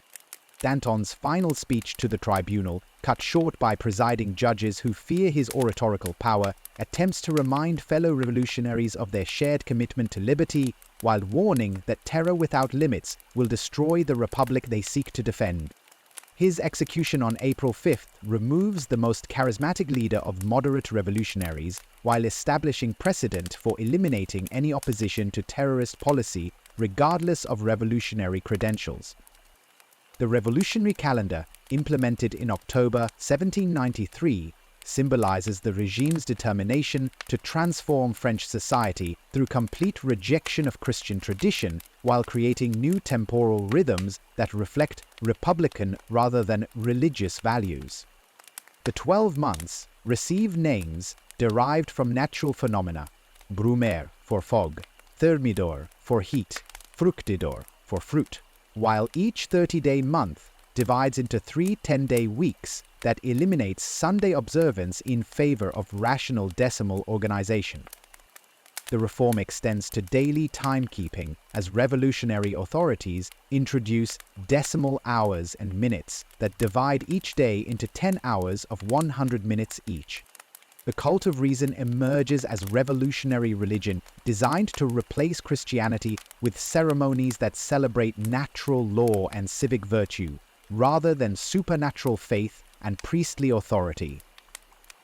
The Festival of Reason, celebrated in Notre Dame Cathedral on November 10, 1793, features an actress representing liberty enthroned before the high altar while choirs sing revolutionary hymns that praise human reason rather than divine providence. Churches throughout France convert to temples of reason as local authorities organize similar festivals that replace Christian worship with civic ceremonies celebrating revolutionary achievement. Robespierre's opposition to extreme dechristianization reflects his belief that republican virtue requires some form of religious foundation, leading to his promotion of the cult of the supreme being as an alternative to both Catholic superstition and atheistic materialism. The festival celebrating this new religion, held on June 8, 1794, features elaborate ceremonies in the Champ de Mars, where Robespierre serves as high priest while delivering sermons about natural religion and civic morality. His performance reveals growing isolation from colleagues who view his religious innovations as evidence of dangerous megalomania that threatens collective leadership of revolutionary government. The provincial representatives on mission carry revolutionary terror throughout France as agents of the Committee of Public Safety implement central directives while adapting methods to local circumstances. Jean-Baptiste Carrier's Noyades in Nantes drowned suspected counter-revolutionaries in the Loire River, while his republican marriages force priests and nuns to marry before executing them together, their deaths serving as mockery of Catholic celibacy vows. The Joseph Fouché's systematic persecution of clergy and nobles in Lyon demonstrates revolutionary justice's capacity for organized violence that exceeds even Parisian standards, as his forces conduct mass executions using cannons loaded with grape shot that tear victims apart while providing efficient means of eliminating large numbers quickly. The siege of Lyon concludes with the city's symbolic destruction as Convention decree orders that France's second-largest city be reduced to rubble, while its very name disappears from maps in favor of Ville Affranchie, the liberated city. The systematic demolition of aristocratic mansions and religious buildings provides work for unemployed artisans, while demonstrating revolutionary commitment to eliminating physical traces of the old regime's presence in formerly rebellious territories. The Vendée military columns implement systematic destruction of rural areas where peasant armies had challenged revolutionary authority while defending traditional religion and social order. The infernal columns, as they become known, burn villages and massacre inhabitants suspected of supporting counter-revolutionary resistance while attempting to pacify regions where geography favors guerrilla warfare over conventional military operations. The Great Terror reaches its climax during the summer of 1794, as daily executions increase to levels that strain the capacity of revolutionary justice while creating practical problems for authorities responsible for disposing of bodies and maintaining public order. The Place de la Révolution becomes permanently stained with blood, while nearby residents complain about odors that emanate from mass graves hastily dug in abandoned quarries beyond the city limits. The guillotine operates from morning until evening as executioner Charles-Henri Sanson and his assistants process victims with mechanical efficiency that reduces judicial murder to routine administrative procedure. Robespierre's increasing isolation within the Committee of Public Safety reflects growing fear among his colleagues that his vision of republican virtue threatens their own survival, as the terror's logic demands ever more rigorous purification of revolutionary leadership. His speeches become increasingly abstract and moralistic while losing connection with practical political considerations that concern deputies who recognize that unlimited terror threatens to consume the revolution's supporters along with its enemies.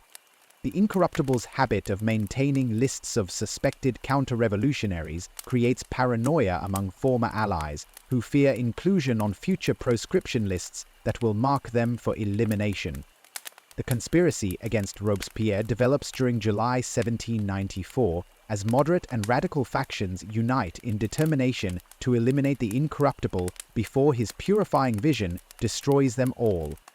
Joseph Fouché, recalled from his bloody mission in Lyon, organizes opposition among deputies who fear inclusion on future proscription lists, while Tallien and Barras coordinate with military commanders whose loyalty to revolutionary government depends upon their personal survival rather than ideological commitment. The plot has recognized that Robespierre's elimination requires careful timing and coordination, as his popularity among the sans-culottes provides protection against open challenge to his authority. The Festival of the Supreme Being represents Robespierre's final triumph, as he presides over ceremonies that celebrate his vision of natural religion while demonstrating his unique position within revolutionary leadership. Yet even as crowds applaud his performance, the political forces gathering against him prepare to demonstrate that revolutionary virtue cannot protect its most devoted advocate against the practical necessities of political survival in a system where today's orthodoxy becomes tomorrow's heresy, through the inexorable logic of revolutionary suspicion that will soon consume its most devoted architect.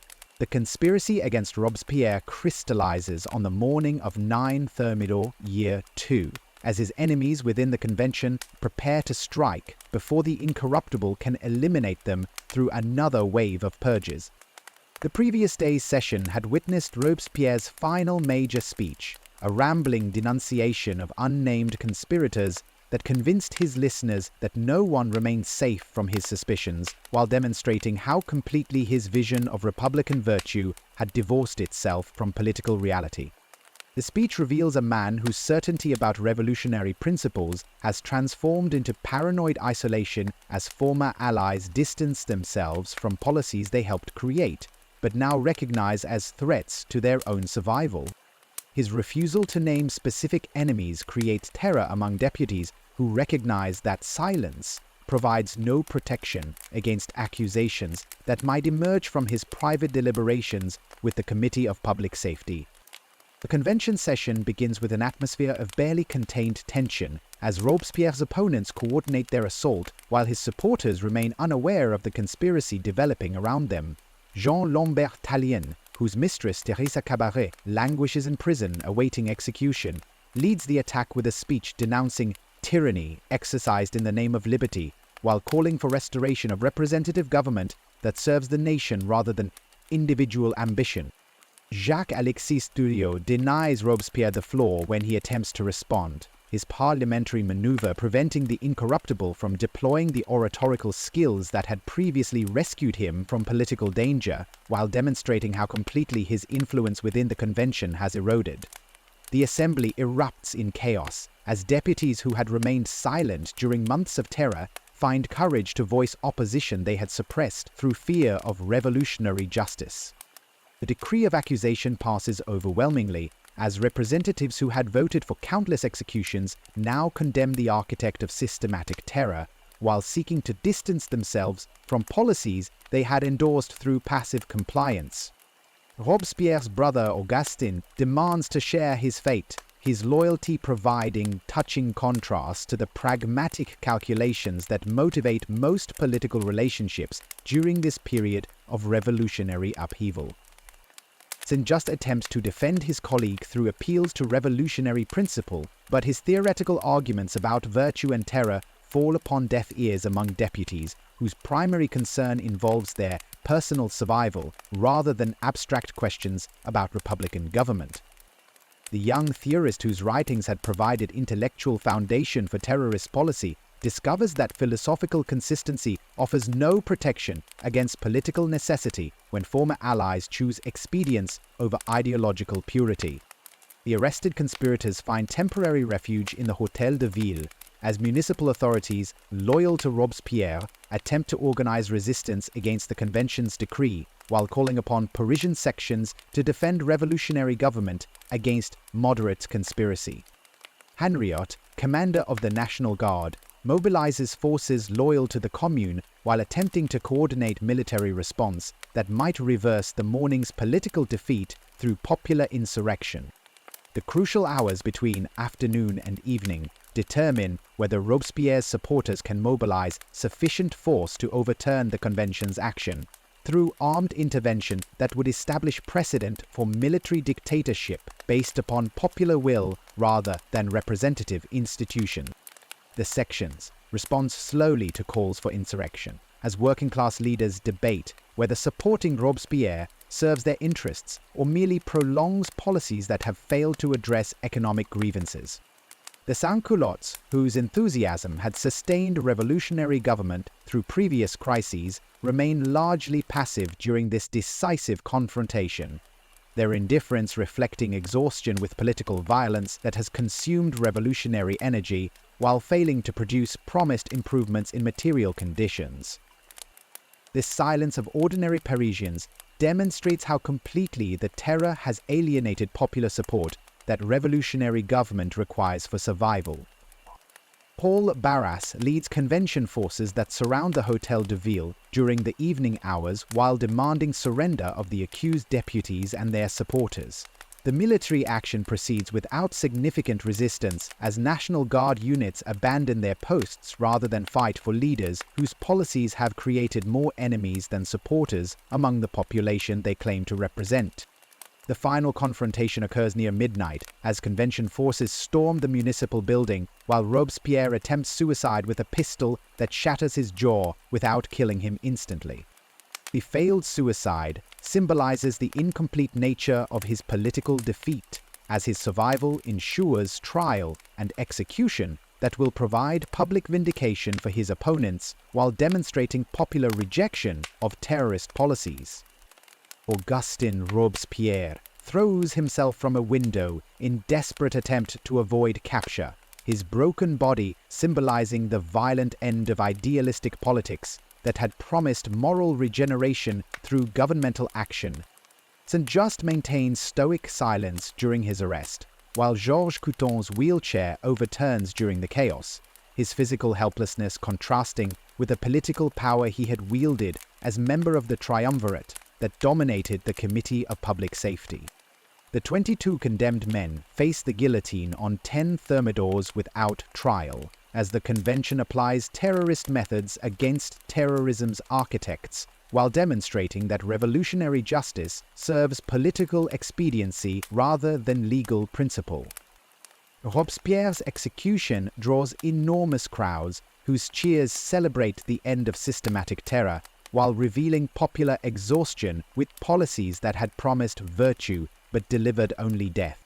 The crowd's enthusiasm for Robespierre's execution contrasts sharply with the respectful silence that had greeted previous victims, their celebration indicating genuine relief that terrorist policies will end with their architect's death. The irony of the incorruptible meeting his fate through the same arbitrary procedures he had inflicted upon thousands of others provides dramatic conclusion to the terror's systematic violation of legal principles in the name of revolutionary necessity. The Thermidorian reaction begins immediately as surviving convention members dismantle the apparatus of revolutionary terror while seeking to distance themselves from policies they had supported through passive compliance. The Committee of Public Safety loses its extraordinary powers, while the Revolutionary Tribunal undergoes reorganization that restores traditional legal procedures and eliminates the streamlined methods that had facilitated mass executions. Fouquier-Tinville faces trial for his role as public prosecutor. His defense that he had merely followed orders, providing no protection against popular desire for vengeance that demands accountability from those who had implemented terrorist policies. His execution satisfies public opinion while establishing precedent for prosecuting officials who claim immunity based upon superior orders rather than personal responsibility for criminal actions. The White Terror emerges as reaction against revolutionary extremism, while former victims of terrorist policies seek vengeance against their persecutors through violence that mirrors the arbitrary methods previously employed by revolutionary tribunals. Jacobin clubs throughout France face attack from crowds seeking to eliminate local supporters of terrorist policies, their destruction symbolizing popular rejection of political movements associated with systematic persecution. The jeunesse dorée, young men from wealthy families who had remained silent during the terror's height, emerge as leaders of reactionary violence, while organizing systematic attacks against former revolutionaries whose previous immunity disappears with political changes that restore influence to property-owning classes. Their elegant dress and royalist sympathies contrast sharply with the simple clothing and democratic principles that had characterized sans-culotte political culture.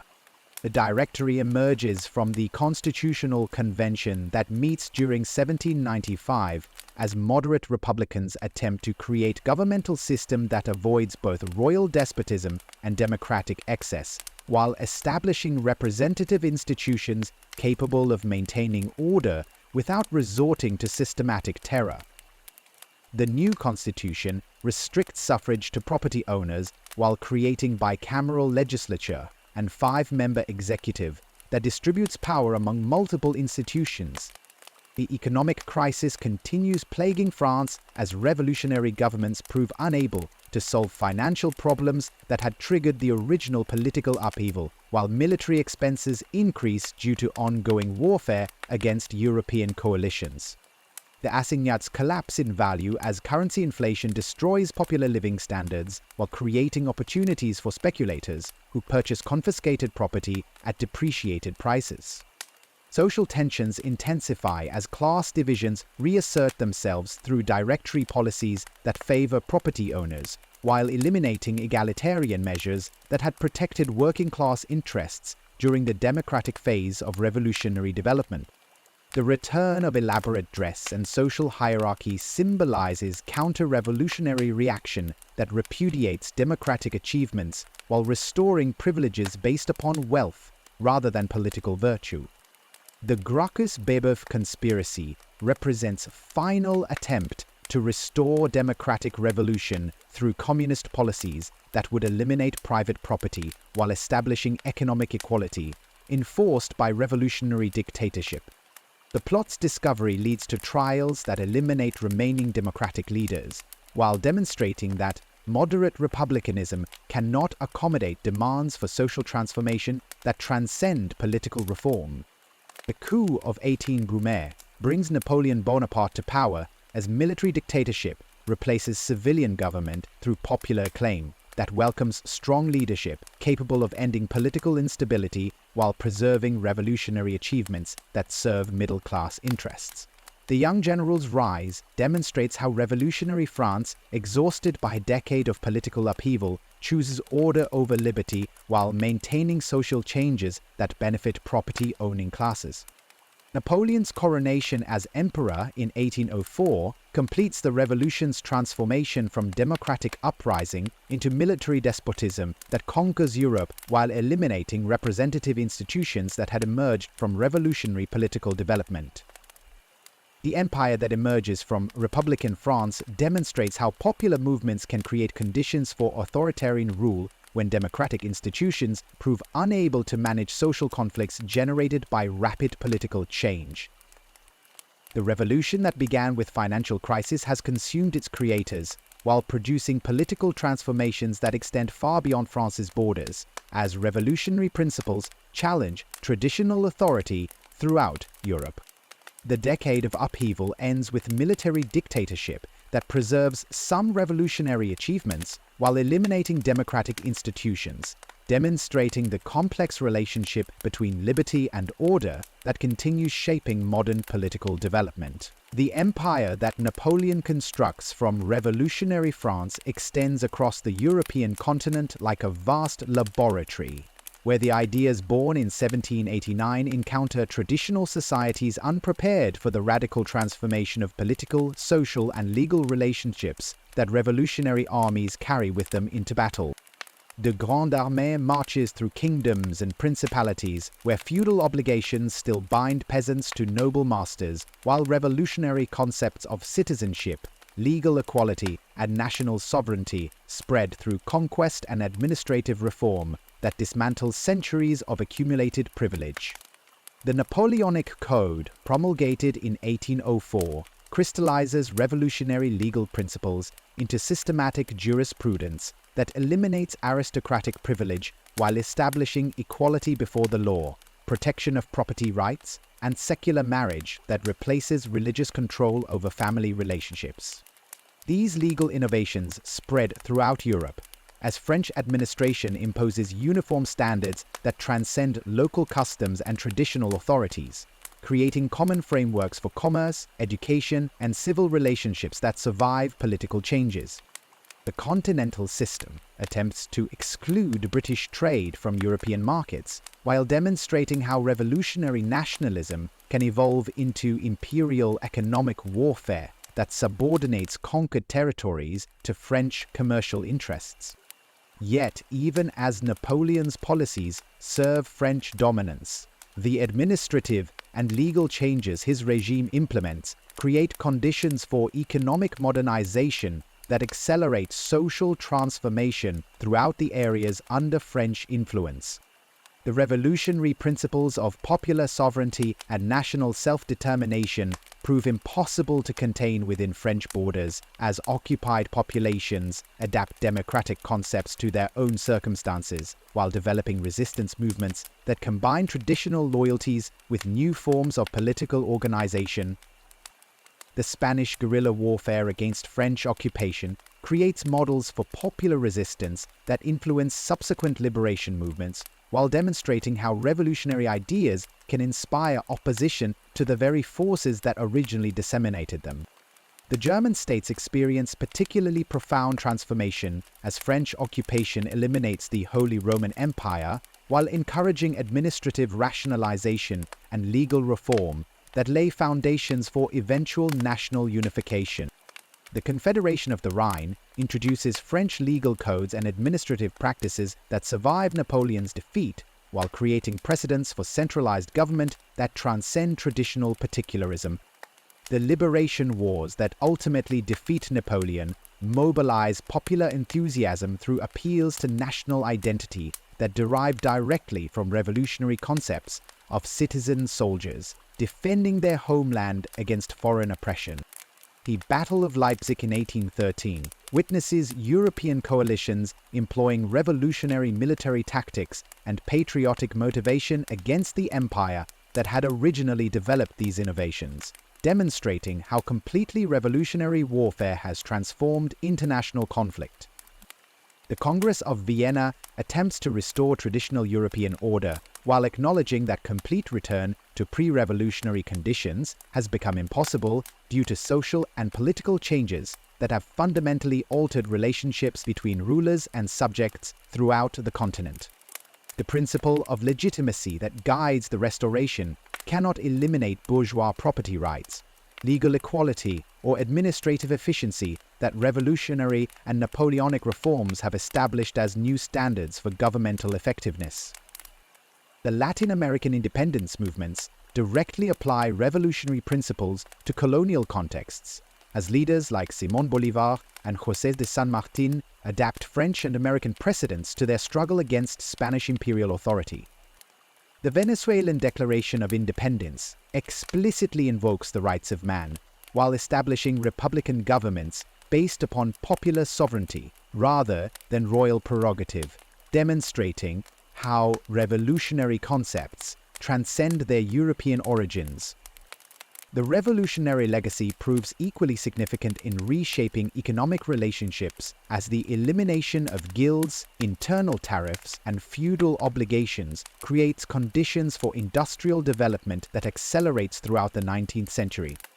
The protection of property rights and contractual freedom that revolutionary legislation establishes provides legal foundation for capitalist development, while the destruction of traditional social hierarchies creates labor markets based upon contractual relationships rather than inherited status. The concept of popular sovereignty that emerges from revolutionary political theory continues influencing democratic movements throughout the 19th and 20th centuries as successive generations adapt the principle of governmental legitimacy derived from popular consent to their own political circumstances. The American Civil War, European revolutions of 1848, and 20th century decolonization movements all invoke precedents established during the French Revolution, while developing new applications of democratic theory.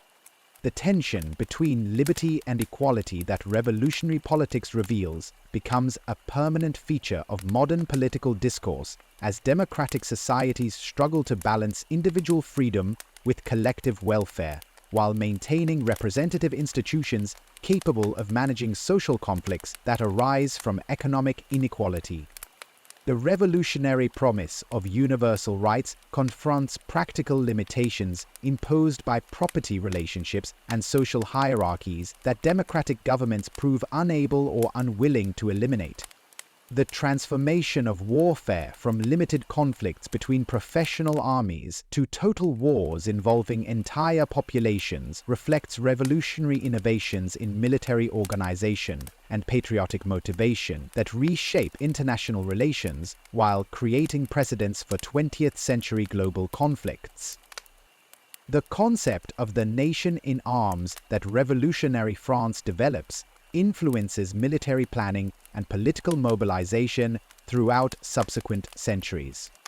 The secularization of political authority that revolutionary legislation accomplishes provides models for separating religious and governmental institutions while establishing civil ceremonies and secular education that compete with traditional religious control over social relationships. The revolutionary calendar and civic festivals create precedents for state possidence alternatives to religious observance, while demonstrating governmental capacity to reshape cultural practices through administrative action.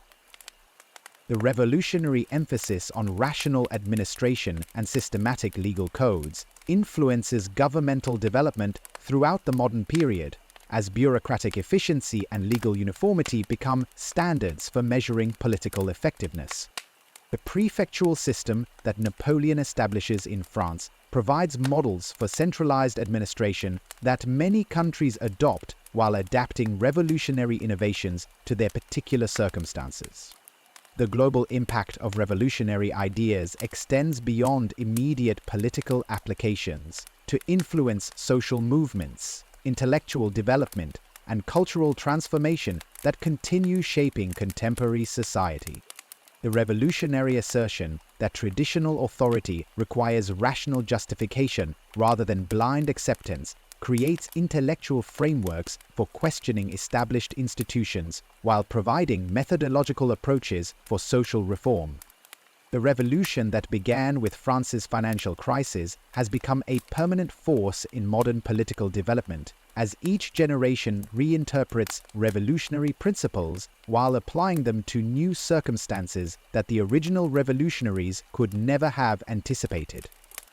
The concepts of human rights, popular sovereignty, and legal equality that emerge from revolutionary political theory provide intellectual resources for addressing contemporary challenges, while maintaining their relevance across cultural and historical boundaries.